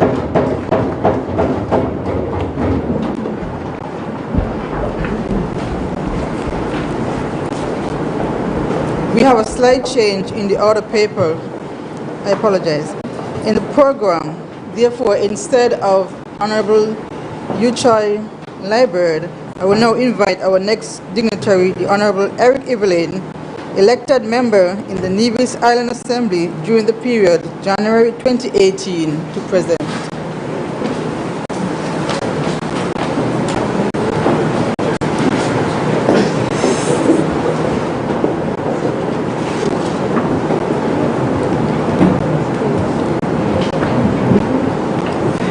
Mr. President, today as I bring this tribute to our fallen former leader, I do so with mixed emotions. Why? Because his untimely passing has left most of us with a terrible sense of loss. However, I am heartened by the immense outpouring of love from every corner of the globe through the numerous very touching tributes. It is also some degree of comfort to us all that we can gather in the precinct of this honorable house to honor a man who was so befitting of this gesture. I personally am humbled to be given this privilege to offer these few words in tribute to our beloved former Premier. Mr. President, with your indulgence, kindly permit me for this special sitting to speak for and on behalf of the people of St. George, Gingerland. The late former Premier was special to all of us in Nevis, the Federation and the wider region. But he was extra special to St. George, Gingerland. He was our very own, and he would have represented the constituency for 33 years. With his passing, we have lost a part of us. The people of Gingerland are proud that we would have produced one of, if not the most respected and loved individual to walk the streets of Nevis. The late former Premier Amory was admired by many of us in Gingerland for his warmth, charisma, that smile, and most of all, his humility. If there was ever a humble man, it was Vance. He also portrayed himself as one of us, and that he was. Mr. Amory lived an exemplary life and was someone who was always looked up to.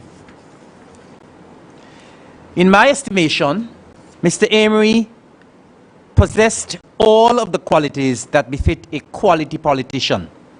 Humble, a quiet demeanor, pleasant, helpful, down to earth, loving, understanding, empathetic, charismatic, and had a good sense of humor.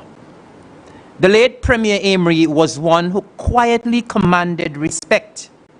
As a result of his humility, he never had to ask or beg for respect. He earned it.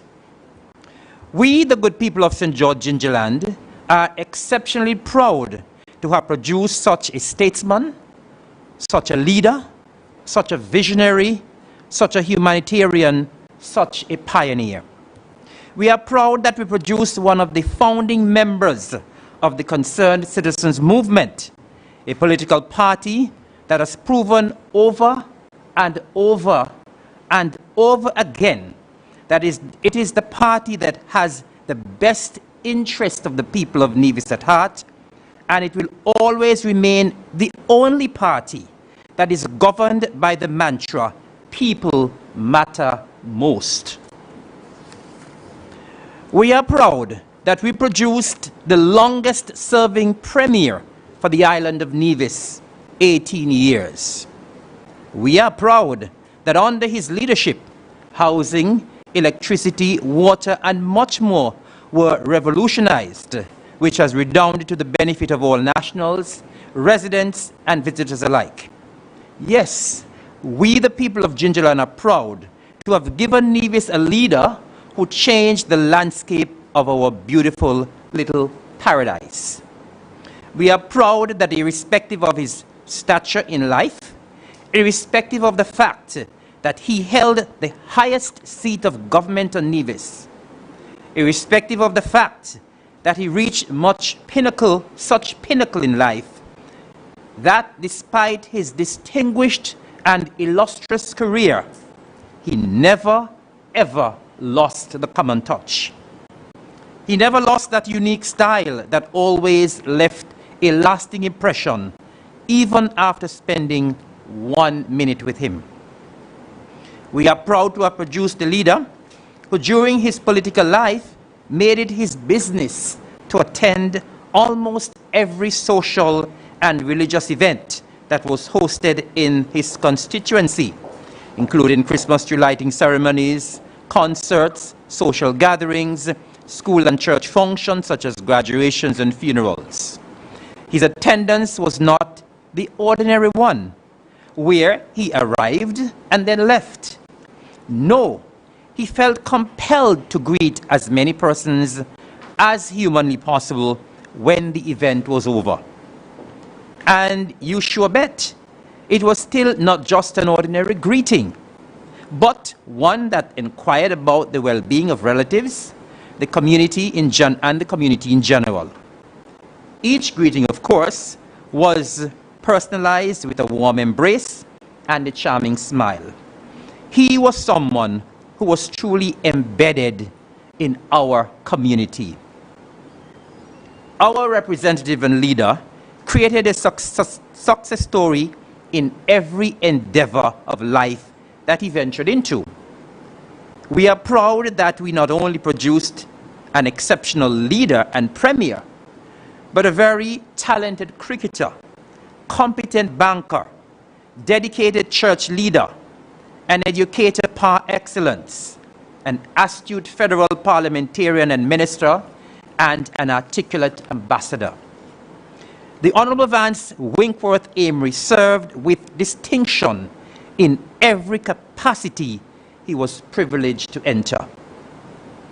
Myself and Mr. Amory shared a special bond, and therefore I was fortunate to have had a very long and pleasant personal relationship with him. Every time we met, it was always a pleasant and uplifting experience. He would often inquire about my well-being and that of my family, as well as the well-being of the people of Hanley's Road. I was always touched by that down-to-earth greeting, calling me by one of my nicknames, irrespective of where we met. Of late, I would not call it a nickname. Of late, it would either be that nickname or Mr. Mayor. I believe that he was the only person who every time we met called me by a nickname. We also attended the same church and would often greet each other with a smile and a hug after service. He was someone I had great admiration and respect for, and I believe the feeling was mutual. As we reflect on the life and times of the late Premier Amory, it becomes quite evident that politics and one's success as a politician is not just about constructing roads and large buildings and bringing in new hotel development, even though those, of course, are very important. It is also about the way you deal with people, the way you talk and interact with people, your genuine show of concern, the empathy you display, your compassion, the way you touch people's lives. Politics is not just about giving someone a job or filling someone's pockets with money, even though they are important. It is also about how you make people feel and that lasting impression that you leave even after a brief conversation. Politics is also about showing love and the persons that you are showing the love to truly feeling it. Vance Winkworth Amory was the embodiment of all that and more. Is there still need to question why he was such a successful and well-loved politician? I certainly don't think so. I feel very humbled that I was given the esteemed privilege and honor to succeed him as the representative for St. George, Gingerland, when he retired from politics, local politics in 2017, and from the federal level in 2020. From the moment I entered politics, I made it abundantly clear that I reiterate here, that Vance's shoes are very hard to fill. And I will admit that I don't think that I have and will ever have the capacity to fill those shoes. They are way too big for me. Nonetheless, I am proud that I was given the opportunity to replace a man of such stature and caliber. During my short stint so far in the political arena, I have sought to emulate this consummate statesman. With God's help and the love of the people, I will continue to strive for excellence. Mr. President, I want to take this opportunity to thank all who would have reached out to me in my capacity as the current representative of St. George Gingerland. And I would like especially to extend heartfelt condolences to his wife, Vernie, also to his children, Adiola and Abena, to his siblings, and in particular, I mention Meredith Amory and Hugh, who I know personally. Mr. President, may his soul rest in eternal peace. May it please you.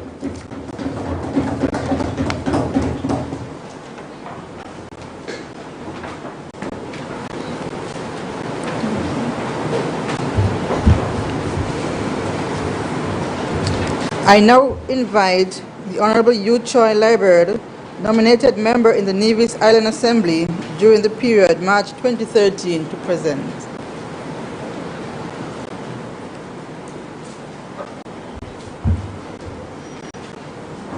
Good afternoon, all. Mr. President, today we are here to pay tribute to His Excellency Vance W. Amory.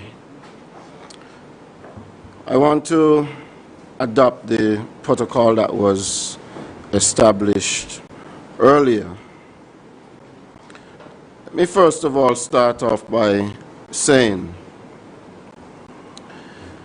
that a few weeks ago I had absolutely no inclination that, you know, a moment such as this would have been coming so quickly. Because most persons who were casual observers in the all around Nevis would look at Mr. Amory, and he's always somebody who was full of life. And I oftentimes went places and heard people comment that Mr. Amory looks very good. He looks like he's not aging. So it came as quite a shock to me and to many others that he has passed on so soon. Vance, or Rev, as those of us who knew him very well would call him, was an honorable man. His was a life that was well lived. There are so many things that could be said about Mr. Amory, and so many things that will be said about him. Because in the time that he spent with us, he was a great many things to many people. He was one who came from humble beginnings. He grew up in Nevis in a time when things were difficult. People didn't have much in those days. When I speak to people who were around when he was a young man and he was growing up, persons would say that from a very early age, that one could see that he was someone who was destined for something bigger than the ordinary, that he was special. He was blessed and highly favored. Jesus, in the early days of his ministry, as recorded in the 5th verse of Matthew in chapter 5, tells us, "Blessed are the meek, for they shall inherit the earth." If ever there was a true example of this, it would be the life of Vance Amory. Vance Amory was a powerful man for a good part of his life. He was the Premier of Nevis for 18 years combined and served some 30 years as a parliamentarian. But if you were the most simple person and you met him on the side of the road, you wouldn't notice, because he would come right over to you, call you by name, pat you on the shoulder, or give you an embrace and have a conversation with you. Vance never came off to people as though he was a powerful person. He was very personable and could speak to even the smallest person he would meet on the road. Vance Amory was a great leader. He was a CCM, and he was our leader in CCM for a very long time. He was also my leader in the Nevis Island administration when I came into the government. Oftentimes, Mr. President, I've been all around Nevis, and when you hear people speak about the good old days in Nevis, that Nevis boomed in the 90s, this was during the time that Mr. Amory was the Premier. Nevis came into its own and matured under the leadership of Vance Amory. Notwithstanding all of his accomplishments, what endeared people to him was the way that he interacted with people, the way that he could touch people. I remember, Mr. President, in 2013, when the CCM returned to government here in Nevis, when Mr. Amory was giving his presentation at the swearing-in, that he referenced me being the youngest member of the new government, and he said that we had had some experiences. And he went on to say that he would not speak about the experience on that day. But I want to recall one of the experiences that I had with Mr. Amory as a very young person. We would have heard that Mr. Amory was an accomplished cricketer, and he played cricket even into his senior years. Well, I used to play a little cricket in my school days, and I remember one day the school cricket team played a match, a second division cricket match versus the Masters cricket team. And I remember that Mr. Amory, he was Premier at the time, was in the wicket and he was batting very well. And I was brought on to bowl. I used to try to bowl a little left arm spin. And on my third delivery to Mr. Amory, he hit me out of the ground for 6. And I was not very pleased. But on the very next delivery, he tried to hit me out of the ground again, and I had him caught on the boundary. And I remember after the cricket match that Mr. Amory came over to me. At the time, I was a little boy, and he was Premier of Nevis. He came over to me and he embraced me, and he congratulated me. And he said, I almost got another 6 off you, but you did well. And every time after that, we would meet up, he would call me Lefty, and he would ask me, how is the cricket going? So Mr. Amory was one who could speak to just about anybody. And I know that there are many people in Nevis who have had similar experiences with him. Not just Vance Amory, the politician, Vance Amory, the premier, Vance Amory, the leader, but Vance Amory, the simple man, the personable man who could speak to everybody. This was the type of person who he was. All of Nevis, Mr. President, will miss the Honorable Vance Amory. Vance had more family in Nevis than anybody else. And we can all attest to that. We have lost a man in the Honorable Vance Amory, the likes of whom we will not soon see again. I want to add my condolences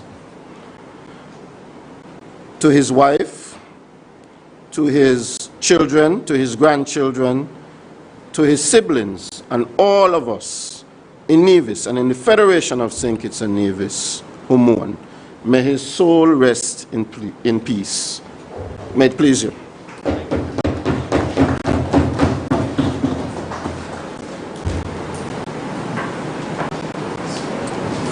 I now invite the Honorable Hazel Brandy Williams, nominated member in the Nevis Island Assembly during the period March 2013 to present.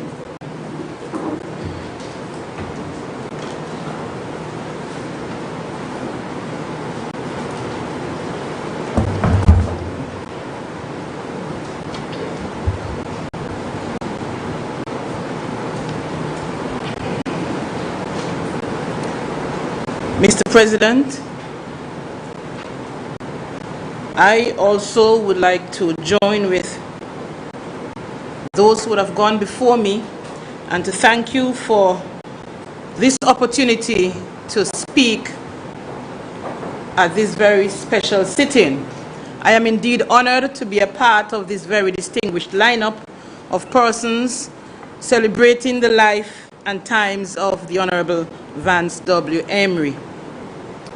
With all protocols observed, I would want to start by reciting a short quotation from Brother Bob Marley of blessed memory.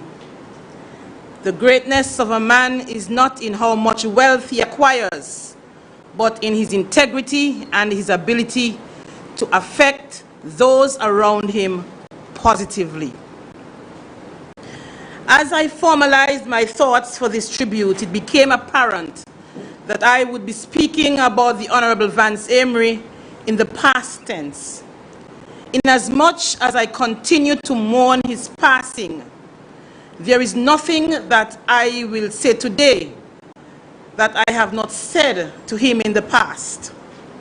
For I have always thanked him for helping me to understand my purpose. He was more than just a boss.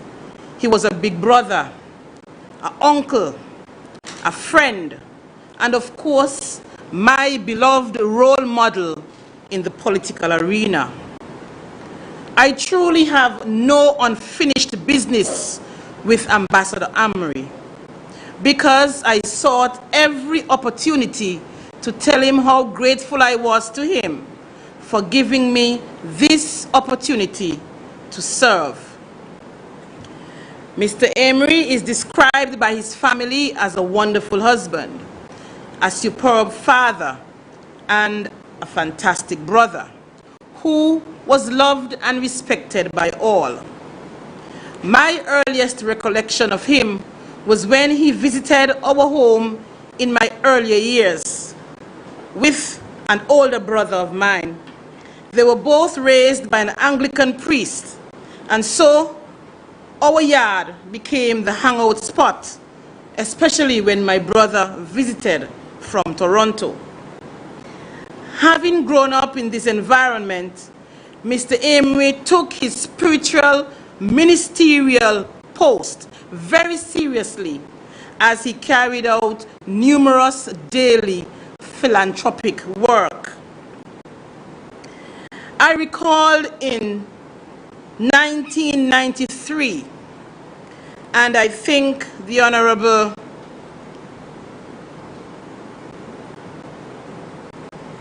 Prime Minister, past Prime Minister, or only living national hero, alluded to it. There was a political deadlock in the Federation, and Mr. Amory supposedly held the balance of power. And I could recall a number of permanent secretaries in Nevis organized a meeting and summoned Premier Amory to that meeting. Yes, they summoned him to that meeting, and of course, he accommodated them. After days of indecision, they felt that Mr. Amory's hand was weakening, and he ought to have seized the opportunity to form a coalition and perhaps become the next Prime Minister. Mr. Amory took me to that meeting as his recorded secretary, and he said to me, "Try as far as possible to capture all the concerns of everyone." The common thread which ran through that meeting was that he should indeed form the coalition with one of the parties on St. Kitts and negotiate for the position of Prime Minister and Minister of Finance. And after everyone would have spoken, Premier Amory, in his very cool, calm, and deliberate demeanor, said to the group, "Gentlemen, thank you very much for your concerns and your insights. But as leader of this land, my decision is not personal, but it is in the best interest of all." And so he opted to take the neutral stance at that time. Mr. President, that day I learned valuable lessons from that meeting, and 3 of those valuable lessons stuck with me.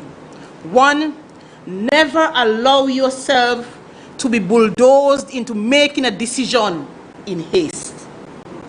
2, as a leader, the decisions you make must at all times be in the best interests of all. And thirdly, your word is your bond. Always keep your promise. Obviously, he was criticized heavily for making that decision, but Premier Amory at that time was looking for political idealism. He wanted to ensure that whosoever became the leader on St. Kitts, that they would understand the needs of Nevisians. They would understand that the needs of Nevisians were just as important as the needs of Kittitians, so that whenever it was time to distribute anything, be it funds, positions, opportunities, etc., that the needs of Nevisians were given equal consideration. He was simply looking for ethically minded, principle-centered politicians. Mr. President, this was the nature of the man, always looking out for what was best for Nevis and for Nevisians.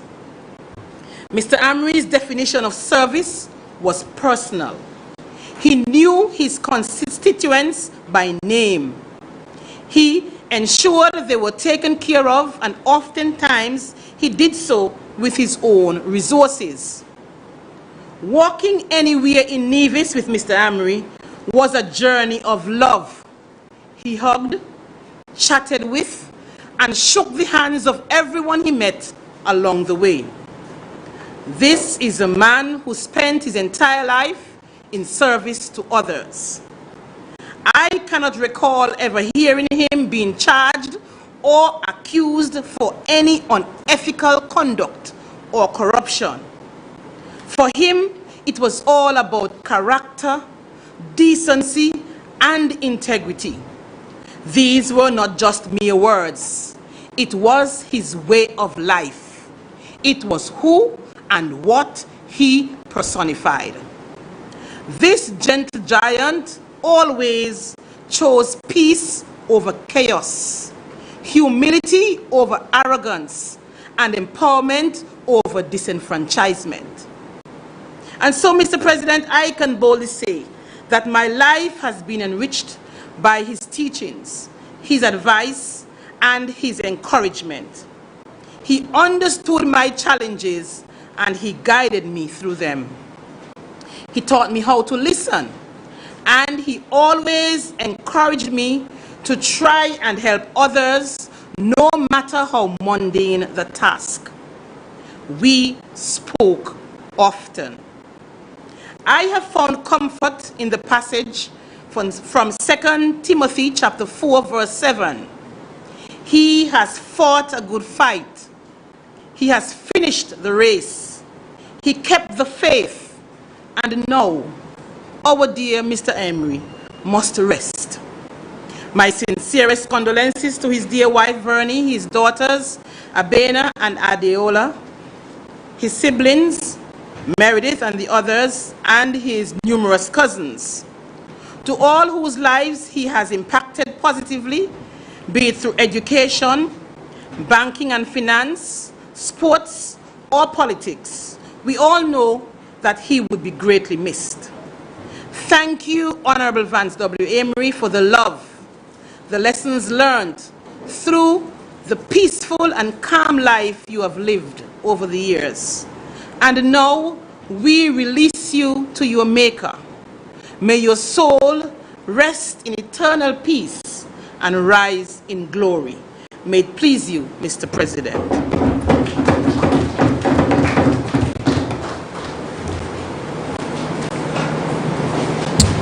I now invite the Honorable Cleon Stapleton Simmons, elected member in the Nevis Island Assembly during the period April 2018 to present.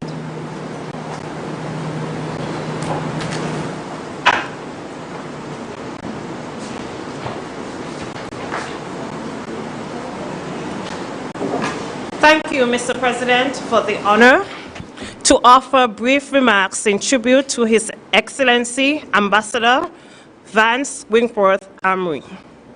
Mr. President, please permit me to adopt the protocol so ably established. Mr. President, I must admit that I am perhaps the least qualified to speak because I did not know Mr. Amory neither personally nor professionally. But like many others, I was acquainted with him by knowing of him, and I was also often the recipient of his usual pleasantries. It is perhaps accurate to say that Mr. Amory lived a life in the public view. And I say this because as a youngster, he lived in the Anglican Church rectory. Additionally, he was a server or an altar boy in the church. Later in life, Mr. Amory served as a lay preacher. Perhaps this was how he earned the name Reverend or Rev. He was an exceptional sportsman. Mr. Amory was the center of attraction at the Charlestown Secondary School in athletics and cricket. Indeed, Mr. President, he represented Nevis in cricket while still a schoolboy. He would go on to represent the Leeward Islands and the combined Leeward Islands and Windward Islands, as well as the West Indies President's 11. Mr. President, a popular sportsman during the 1960s and 70s, Mr. Amory was always before the Nevision public. Now, Mr. President, you know how passionate Nevisians have always been about their cricket. And once you were involved in cricket, especially during the 60s, 70s, 80s, and 90s, most Nevisians would know you. In Mr. Amory's case, he was involved in Nevis cricket as a player, captain, selector, secretary, and president, and therefore he was well known. Mr. President, Mr. Amory also served as a teacher at both Charleston Secondary School and Gingerland High School.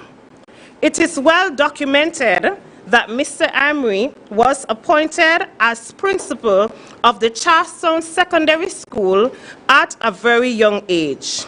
He also served as manager of the St. Kitts, Nevis, and Anguilla National Bank while still quite young. Mr. President, you would notice that all of Mr. Amory's employment experiences gave him public exposure.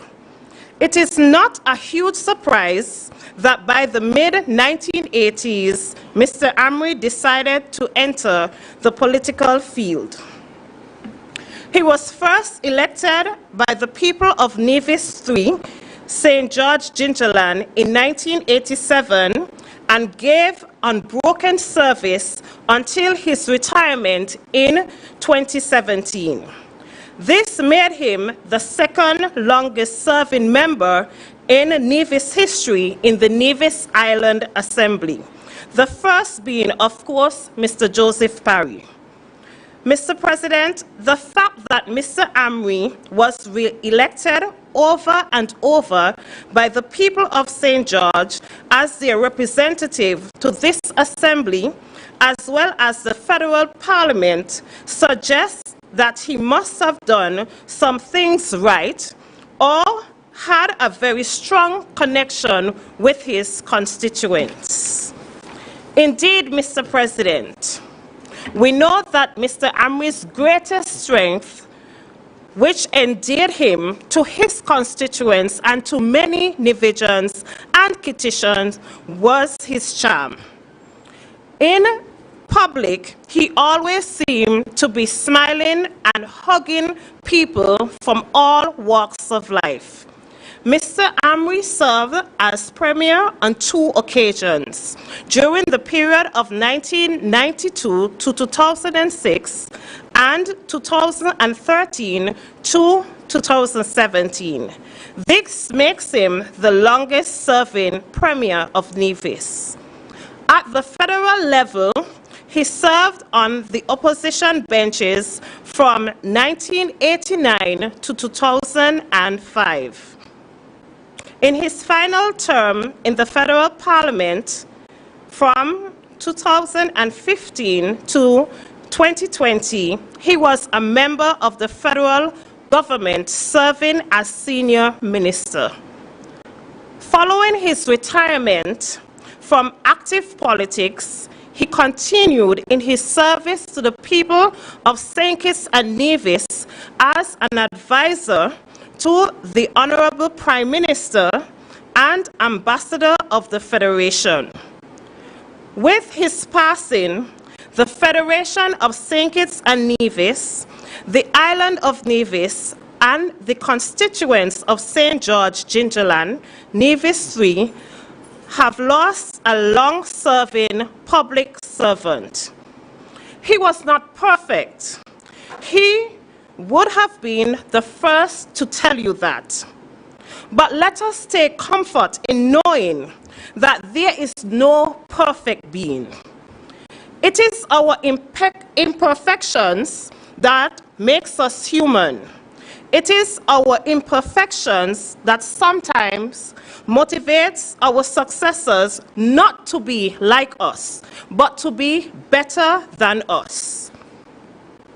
It is both his contribution and his imperfections that this honorable man, it is both the imperfections and the contributions of this honorable man that must propel all leaders present at this sitting today, those listening and viewing at home and abroad, to be inspired to leave behind a legacy of service during youthful days, a legacy of love for fellow men and women, a legacy of resolving disputes in a gentlemanlike manner where conflicts are resolved in private chambers and not within the public view, a legacy of compassion and empathy for others, particularly the working class and the most vulnerable of our society,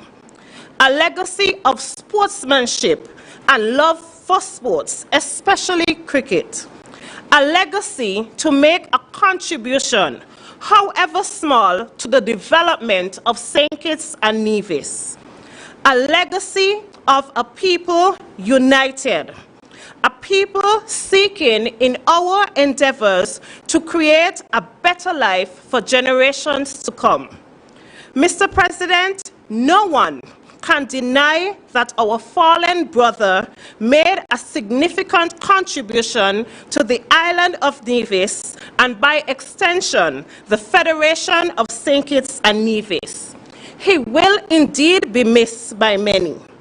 On behalf of myself, the Office of the Opposition, my constituents, the Nevis Reformation Party, I offer sincerest condolences to the wife, children, family, friends, colleagues, supporters, and well-wishers of the late His Excellency, Ambassador Vance Winkworth Amory. May his soul rest in peace. May it please you, Mr. President.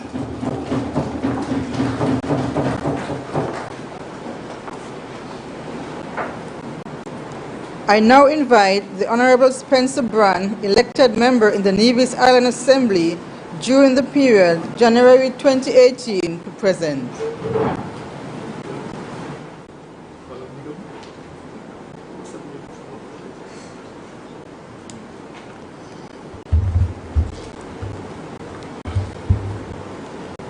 Mr. President, I rise to make my contribution to this special sitting in honor of the passing of Ambassador and former Premier of the island of Nevis, His Excellency Vance Winkworth Amory, who came to this life on May 22nd, 1949 and left us on the 2nd of April 2022. Much has been said, and many more will be said. Today, I want to use as a basis for my contribution words from a former prisoner, a man who spent some 27 years in prison, a man who left prison and went to the presidency of the Republic of South Africa, the late President Nelson Mandela. Nelson Mandela stated, and I quote, "As long as poverty, injustice, and gross inequality persist in our world, none of us can truly rest." End of quote. I submit, therefore, Mr. President, that our dearly departed lived out this creed. He never rested in his devotion to God. As a youth and throughout his life, he served his Creator God in the Anglican faith. At an early age, many thought that he would have become an ordained minister. He never rested As a young man, we saw his exploits in sports, especially cricket. Some may argue that he was the best opening batsman never to make the West Indies senior cricket team. He certainly never rested, even when he suffered a broken nose playing the game he loved so dearly. He never rested in his exploit in the field of education, as a teacher at the Gingerland High School, or as the youngest head teacher at the Charlestown Secondary School, where he touched the lives of countless Nevisians through education. He never rested in the field of banking. Being the manager of St. Kitts and Nevis and Anguilla National Bank, Nevis branch, where he contributed to the development of many Nevisians when the Bank of Nevis was in its infant state. Mr. President, he never rested in his exploits as the island's permanent Secretary of Finance in a young nation, where he sought to manage the finances of the island under the leadership of Nevis's only national hero, Sir Simeon Daniel. Later, he served also as Minister of Finance for his CCM-led administration, where he brought improvements and much-needed reform in the financial system, including oversight in the implementation of a new program budgeting system which is still in use today. In addition, it was under his watch that the Nevis Electricity Department was corporatized to the now successful Nevis Electricity Company Limited, or NEVLIC, way back on the 1st of September 2000. Furthermore, it was under his watch when the exploration for geothermal development started in earnest on Nevis in 2004. Mr. President, he never rested in his exploits in the field of politics, where as one of the founding members of CCM Party, under his leadership, we saw the transformation of the island of Nevis in all facets of life and development. We have seen the transformation of the Federation in ways many would be envious of. He never rested in his efforts to attract new talents to this CCM Party, many of whom are either elected or nominated in this parliament today. Mr. President, today we celebrate the life of a man who came, who saw, who inspired, and who conquered. Today we celebrate the life of a man whom we emulate and whose example others can follow. Today we celebrate the life of His Excellency Vance Winkworth Amory. It therefore, Mr. President, brings me to another quote from Nelson Mandela, where he stated, and I quote, "When a man has done what he considers to be his duty to his people and his country, he can rest in peace. I believe I have made that effort, and that is, therefore, why I will sleep for the eternity." End of quote. I believe we can agree that he has done his duty to his people and to his country. And we pray that through the mercy of God, he can rest in peace.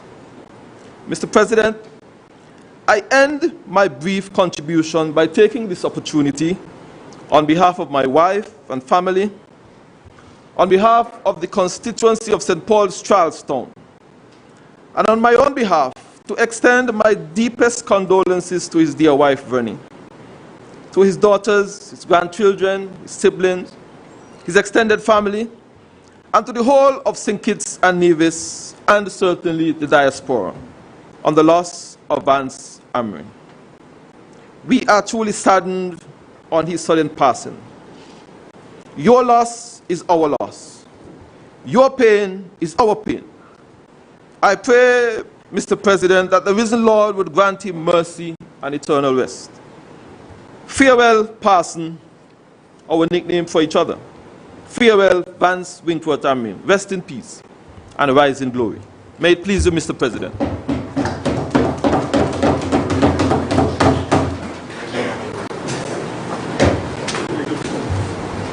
I now invite the Honorable Alexis Jeffers, elected member in the Nevis Island Assembly during the period October 2011 to present.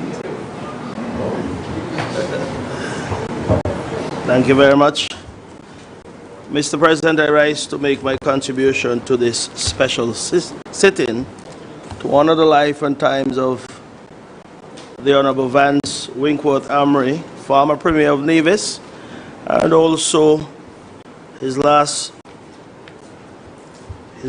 tour of duty was the ambassador of this great federation attached to the office of the Prime Minister.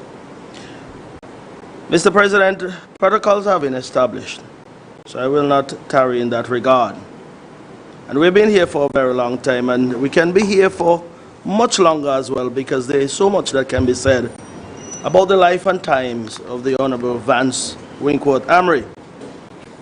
And instead of taking the route of repeating some of the things that may have been said before, let me just say, Mr. President, the history of Vance Amory is one that will be etched in the annals of history, and it is a history that cannot be manipulated, it cannot be adjusted.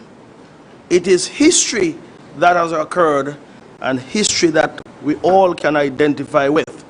You know, Mr. President, over the years, persons throughout the world have sought to change history into what they feel or what they think the readers or those looking at history may want it to be. And that is why I said the history of Vance Amory can never be changed, manipulated, or otherwise. And so I am going to speak about some of the history that I was associated with the Honorable Vance Amory, because I believe it is important to speak from a personal standpoint when it comes to our dearly departed brother. Mr. President, I will say at this point in time that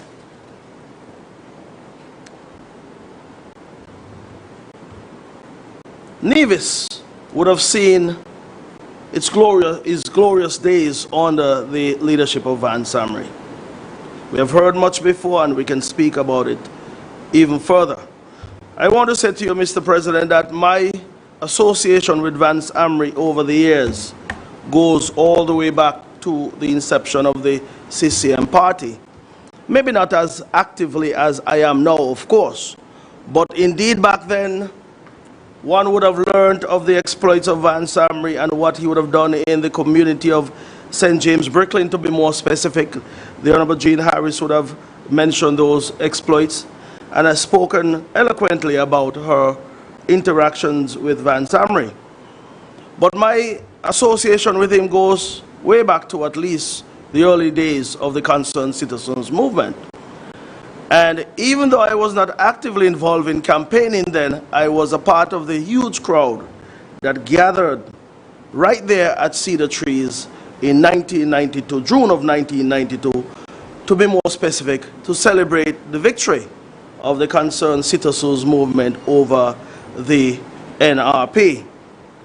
And of course, in my conversation with the Honorable Vance Amory, he would have intimated that the Concerned Citizens movement was formed in 1987 to challenge the NRP, and challenge it because he felt, and these were the words of the Honorable Vance Amory, that the NRP would have failed the people of Nevis and failed the island of Nevis at that point in time. That is his opinion. Many may say otherwise. I would want to think, though, that those days were difficult days for the Honorable Vance Amory and his team, because the NRP was a formidable organization at that point in time. And who was Mr. Amory to fight such a formidable organization? It tells me that the Honorable Vance Amory was a man who believed in what he stood for. We have heard a man's word is his bond, and so he spoke, so he acted. I believe Vance Amory wore the love for the people of Nevis and the island of Nevis on his sleeve.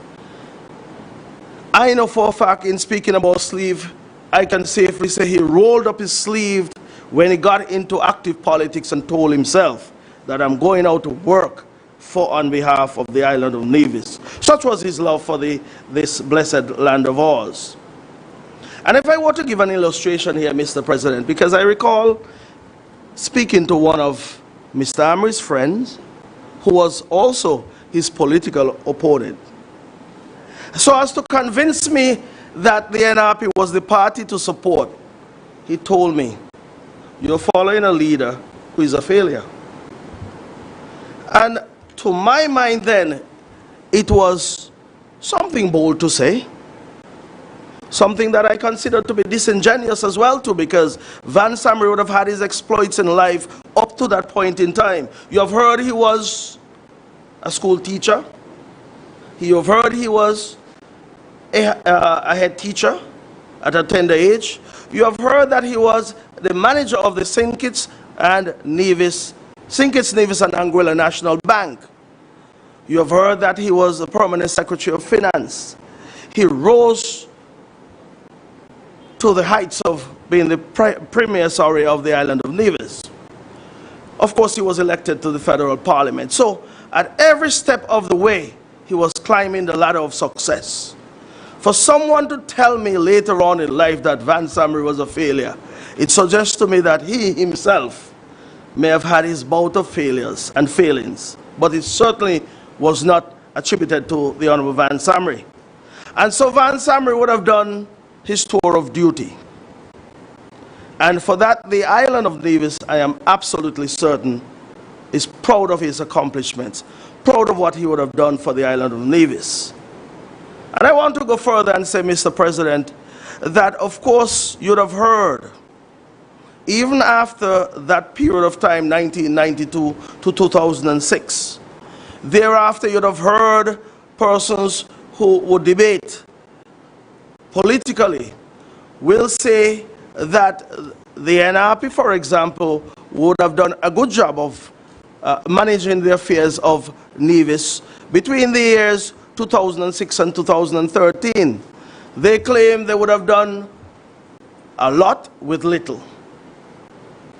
But I want to give persons listening and persons here in the gallery some perspective in terms of the history of the finances of the island of Nevis under the Honorable Vance Amory. History contains the good, the bad, and the indifference. History contains records of wars and tribulations, tumultuous times. And we can stand here this morning and talk about all of the good things that are associated with the history of this island and the history of Vance Amory. But we also have to look at all other areas in terms of showing how dedicated and how versed the Honorable Vance Amory was financially and otherwise. I will say to you, Mr. President, at the end of Vance Amory's term in 2006 as the leader of the island of Nevis and his government of the day, Nevis was left in a very strong financial position based on the facts that I would present to you. You'd have heard my colleagues speak about the establishment of the Nevis Electricity Company in 2000. That entity was left in one of the best financial position that it has ever been in. You have heard, or you haven't heard, but I'll say to you that even the Nevis Housing and Land Development Corporation under his management, even the Nevis Tourism Authority, you can go on and speak about the actual finances in terms of what was done to ensure that we can pay our bills. Those were the financial responsibilities of the Honorable Vance Amory. He was seen as a financial guru, and I think we can give him that particular accolade. But what happened thereafter? We would have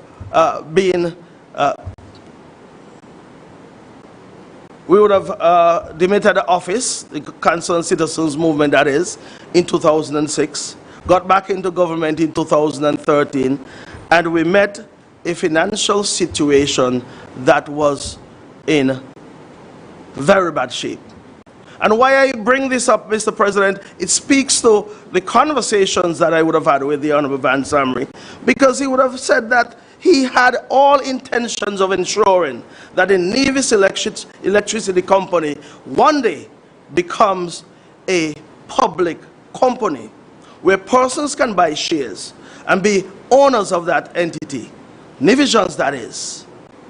Sadly, that did not happen under his watch. Sadly, that hasn't happened to date. But indeed, it speaks to exactly where his intentions were in terms of taking the island of Nevis. And of course, Mr. President, there are other things that he would have looked at when he got back into government that were contrary to what he wanted to see for the island of Nevis.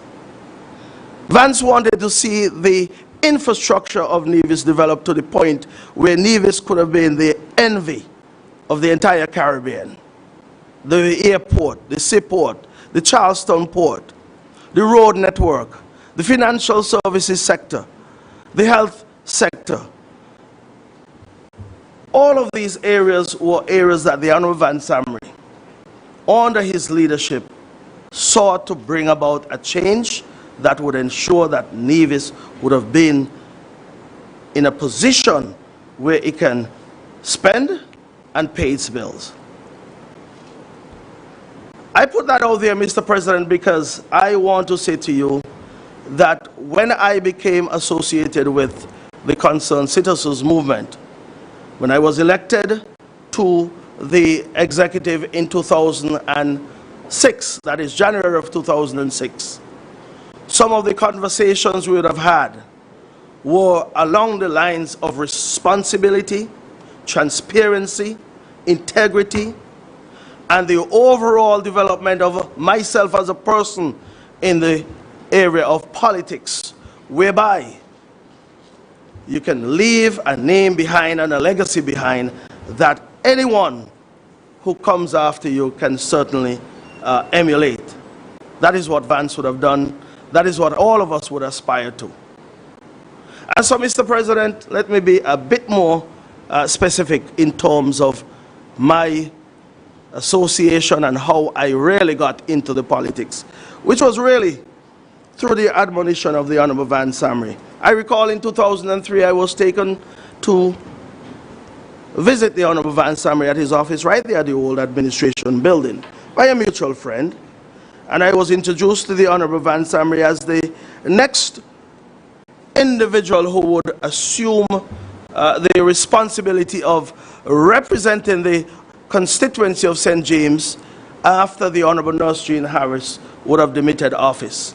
Not a minute before, but when she decides the time has come. And so he would have said to me, go on out and meet your people, go and play your cricket, play your dominoes, but try hard not to give away your money. We all know Vance was one who was very frugal when it comes to spending, and that's not a bad thing, because there's a saying, waste not, want not. And if one is to waste money, someday the day of reckoning will come when you'll need every penny that you would have wasted.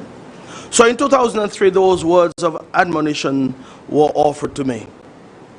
And so, over the years, I would have gone about my business.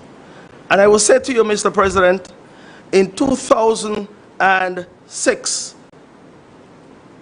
the days were difficult. The Honorable Vance Amory, as a leader, understood the difficulties that we had then as a party. Many of the persons who would have served then were not around the party anymore. And of course, as young men, myself and a member for Nevis too, would have joined the party and would have joined the fight with the Honorable Vance Amory. As a matter of fact, the Honorable Vance Amory and the Honorable Mark Brantley were excellent speakers at that time. I was just coming on the scene.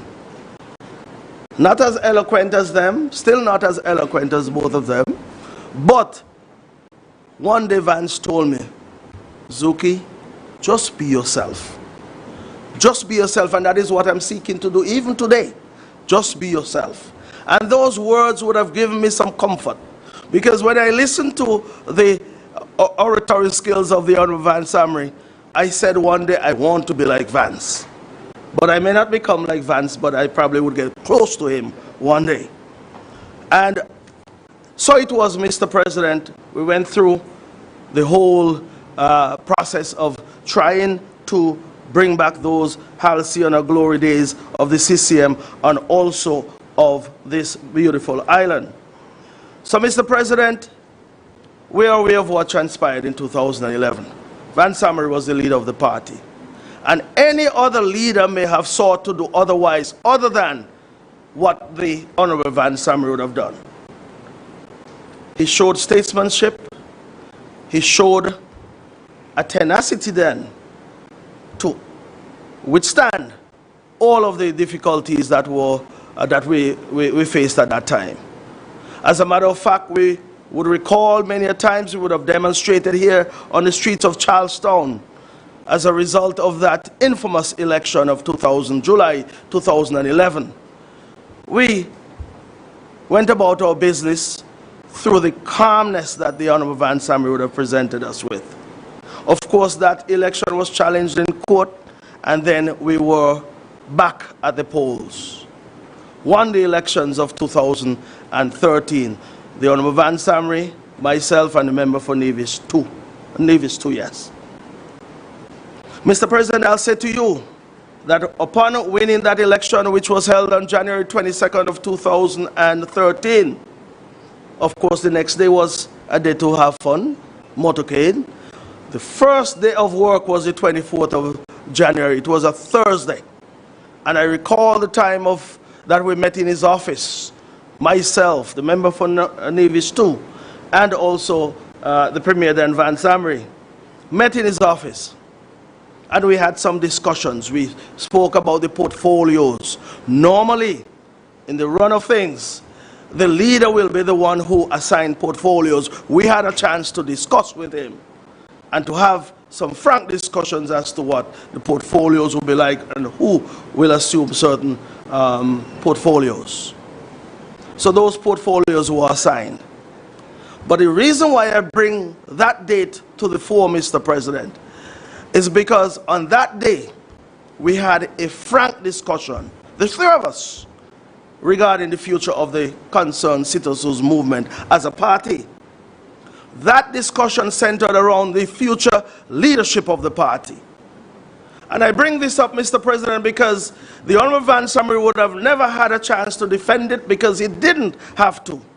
There are persons who keep intimating that for some reason the Honorable Vance Amory was pushed out of his party. And I want to say again, no such thing has ever happened. This is exactly what happened, and I want to put this into the records. Because history as it is can be tarnished over time. It can be read in a way to suit certain agendas. But on this occasion, this historic occasion, I want it to be known that the Honorable Vance Amory would have said to both the members for Nevis 2 and myself, guys, I am tired. You have heard the word tired being used before? Vance said, guys, I am tired. Prepare yourself in 2 years to assume the leadership of this party. That is the history. And it must be recorded. And Vance would be happy to know that it is recorded because that was his intent. That 2 years from now, that is 2013, prepare yourself to assume the leadership of this great party. And of course, the rest is history. The transition was made as smooth as ever. And I want it not to be said hereafter that anyone would have pushed the Honorable Vance Amory out of the party that he was so in love with and the party that he formed and worked tirelessly to maintain a certain stature and standard in this particular island. Many things may not be said by many others, but I am one who, as Vance would have told me, be yourself, be candid, be straightforward, be truthful. Those are words that are consistent with a true politician, as Vance was, a true leader, and someone who represents people. You must be candid, straightforward, and truthful at all times. So, Mr. President, I decided to come with a different style today. And indeed, I will not be as long as others, other than to say that I had a love and affection and affinity and every adjective that can be used for the Honorable Vance Amory. I once told him that I believe he's my father. Honestly, I told him that because we had similar characteristics to some extent. But I leave it as that because he denied it. I will move on, he's right. That's why I say I come with my own style. So, Mr. President, I will not be much longer, but I'll say in closing that questions can be asked from time to time. And I want to ask the question today. How many of us as public servants, politicians, scholars, cricketers, civil servants, even ordinary citizens are willing to take a leaf, a chapter, or even go with the whole book about the Honorable Vance Amory? I will say go with the whole book because within those covers, you'll find a man who is considered to be imperfect, yes, but in his state of imperfection, he can be seen as a trailblazer, a warrior, a true patriot, a proud citizen of this Federation of St. Kitts and Nevis. And those are qualities that we must all seek to emulate. Those are qualities that will make this nation a much stronger, a much more vibrant nation. And in Vance's time, he possessed the vim, vigor, and vitality that would have demonstrated to me that Vance was a good man, an honorable man. So, Mr. President, I know he will be forever missed by his wife, Vernie, by his children, his siblings, his extended family. He will be missed by the entire island of Nevis and by extension the Federation of St. Kitts and Nevis. I can go further afield and say to you that he'll be missed by persons throughout the world, persons he would have interacted with, and persons upon whom he would have left a long and lasting impression. So with those few words, Mr. President, I want to express my condolences once again and say to the entire Federation of St. Kitts and Nevis and to his family, may his soul rest in eternal peace and rise in glory. May it please you, Mr. President.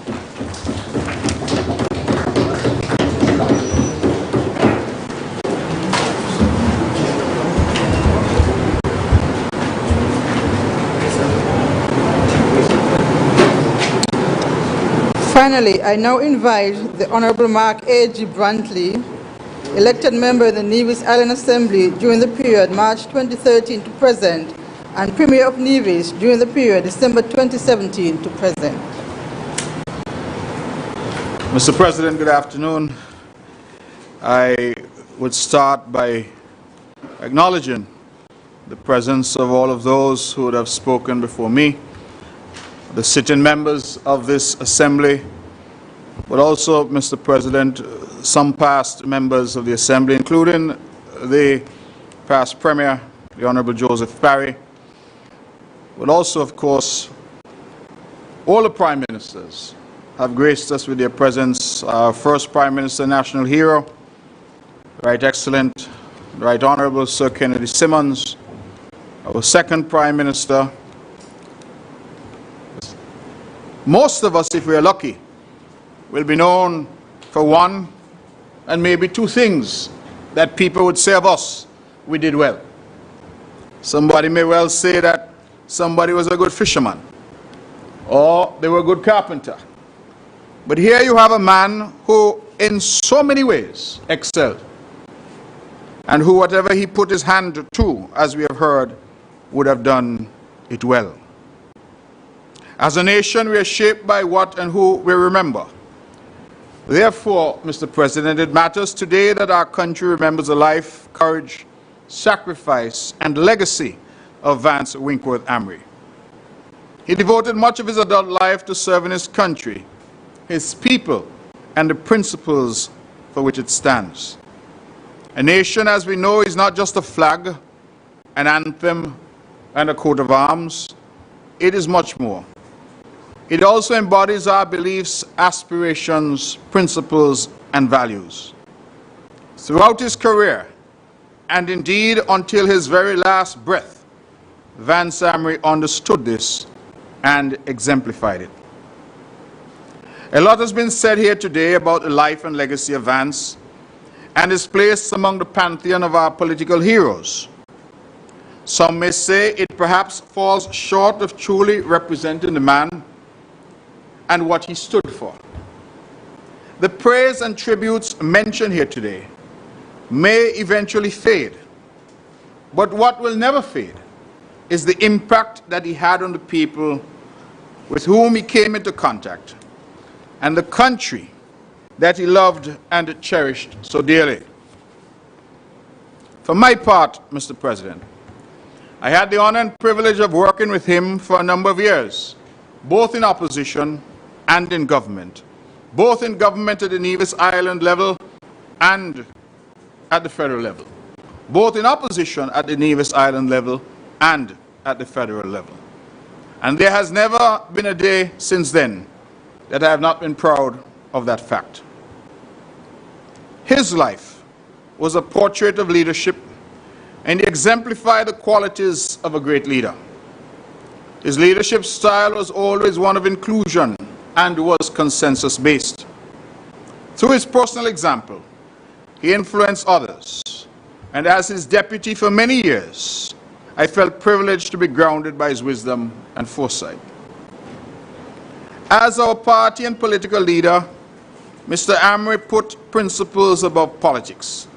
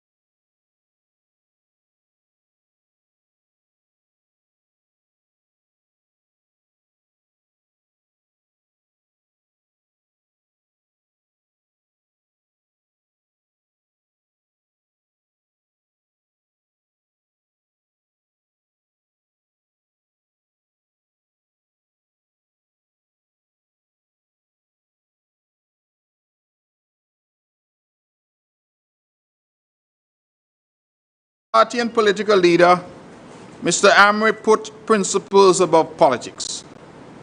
He would have said, all of us sitting here owe our being here to his vision and his encouragement and him saying to us, come. I didn't know anything about politics. I wasn't even interested in politics. Alexis claims that he was very interested. I don't know. Spencer was headed to the church, I believe. Hazel was a young woman working in finance. Troy was a young man. And he said to all of us, come. Because he had that vision that we perhaps did not have. And so I want to record that because we're all here. And we owe him a debt of gratitude for bringing us here.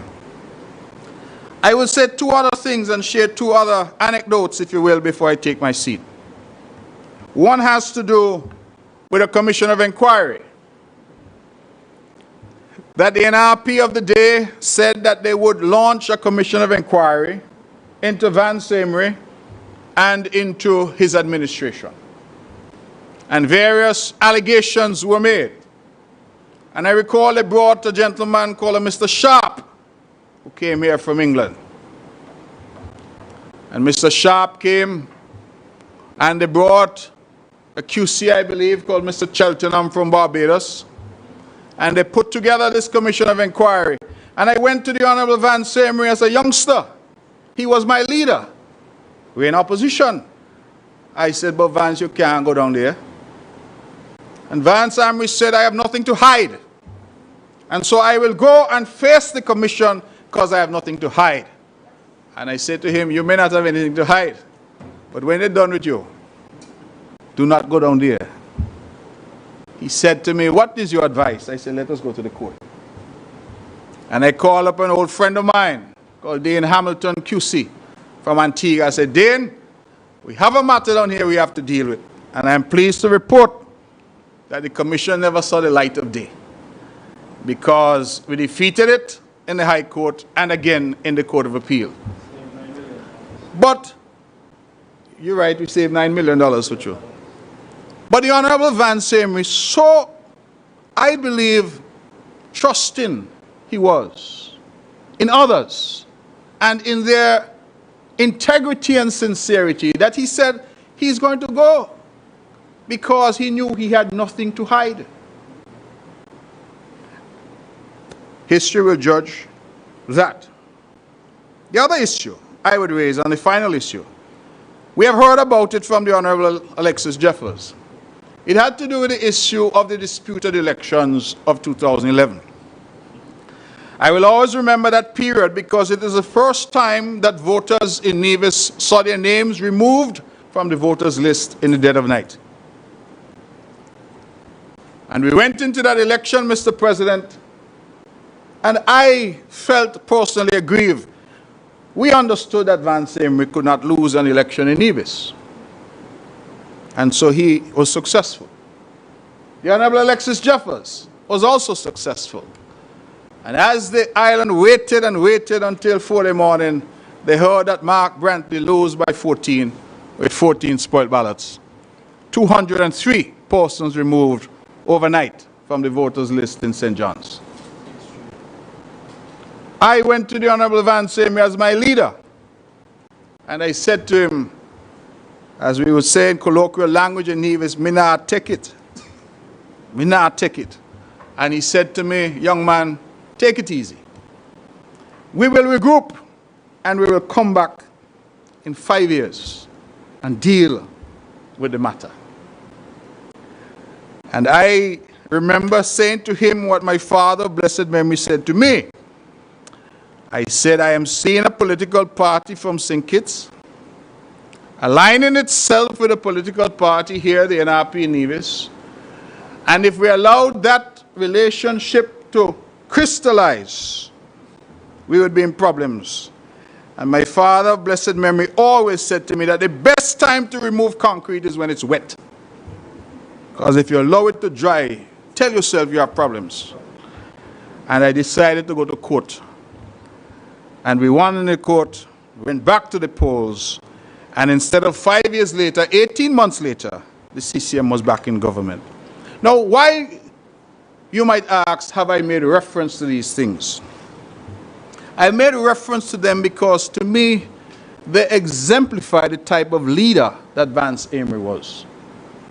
That I was just a youngster whom he had brought in.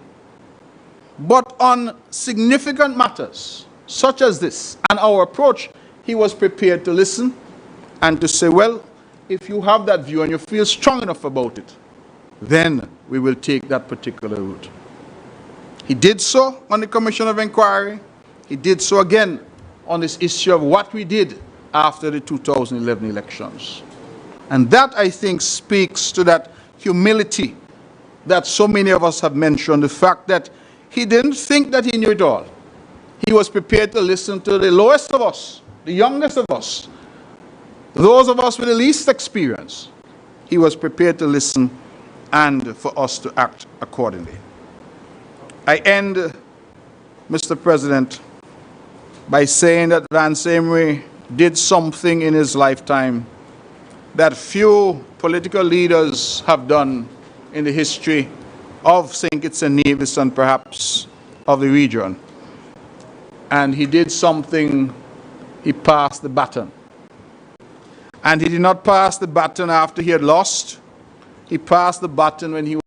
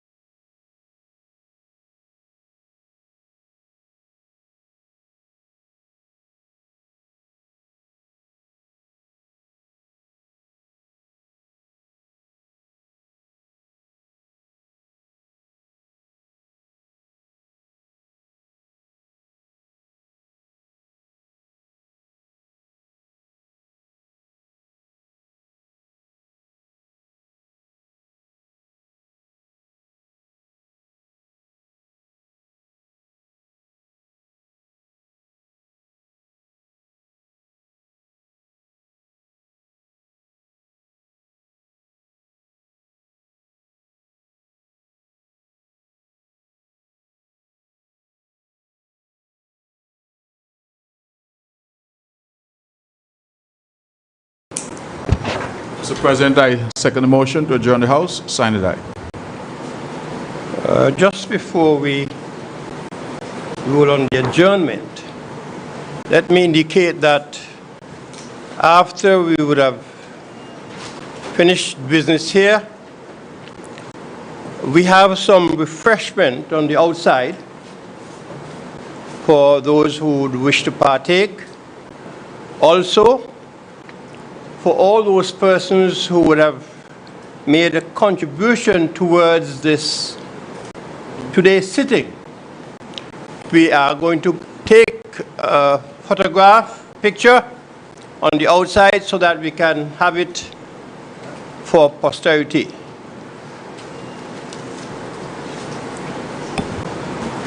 The question is that this house be adjourned. Sign aye. Those in favor? Aye. Those against? The ayes have it. House adjourned.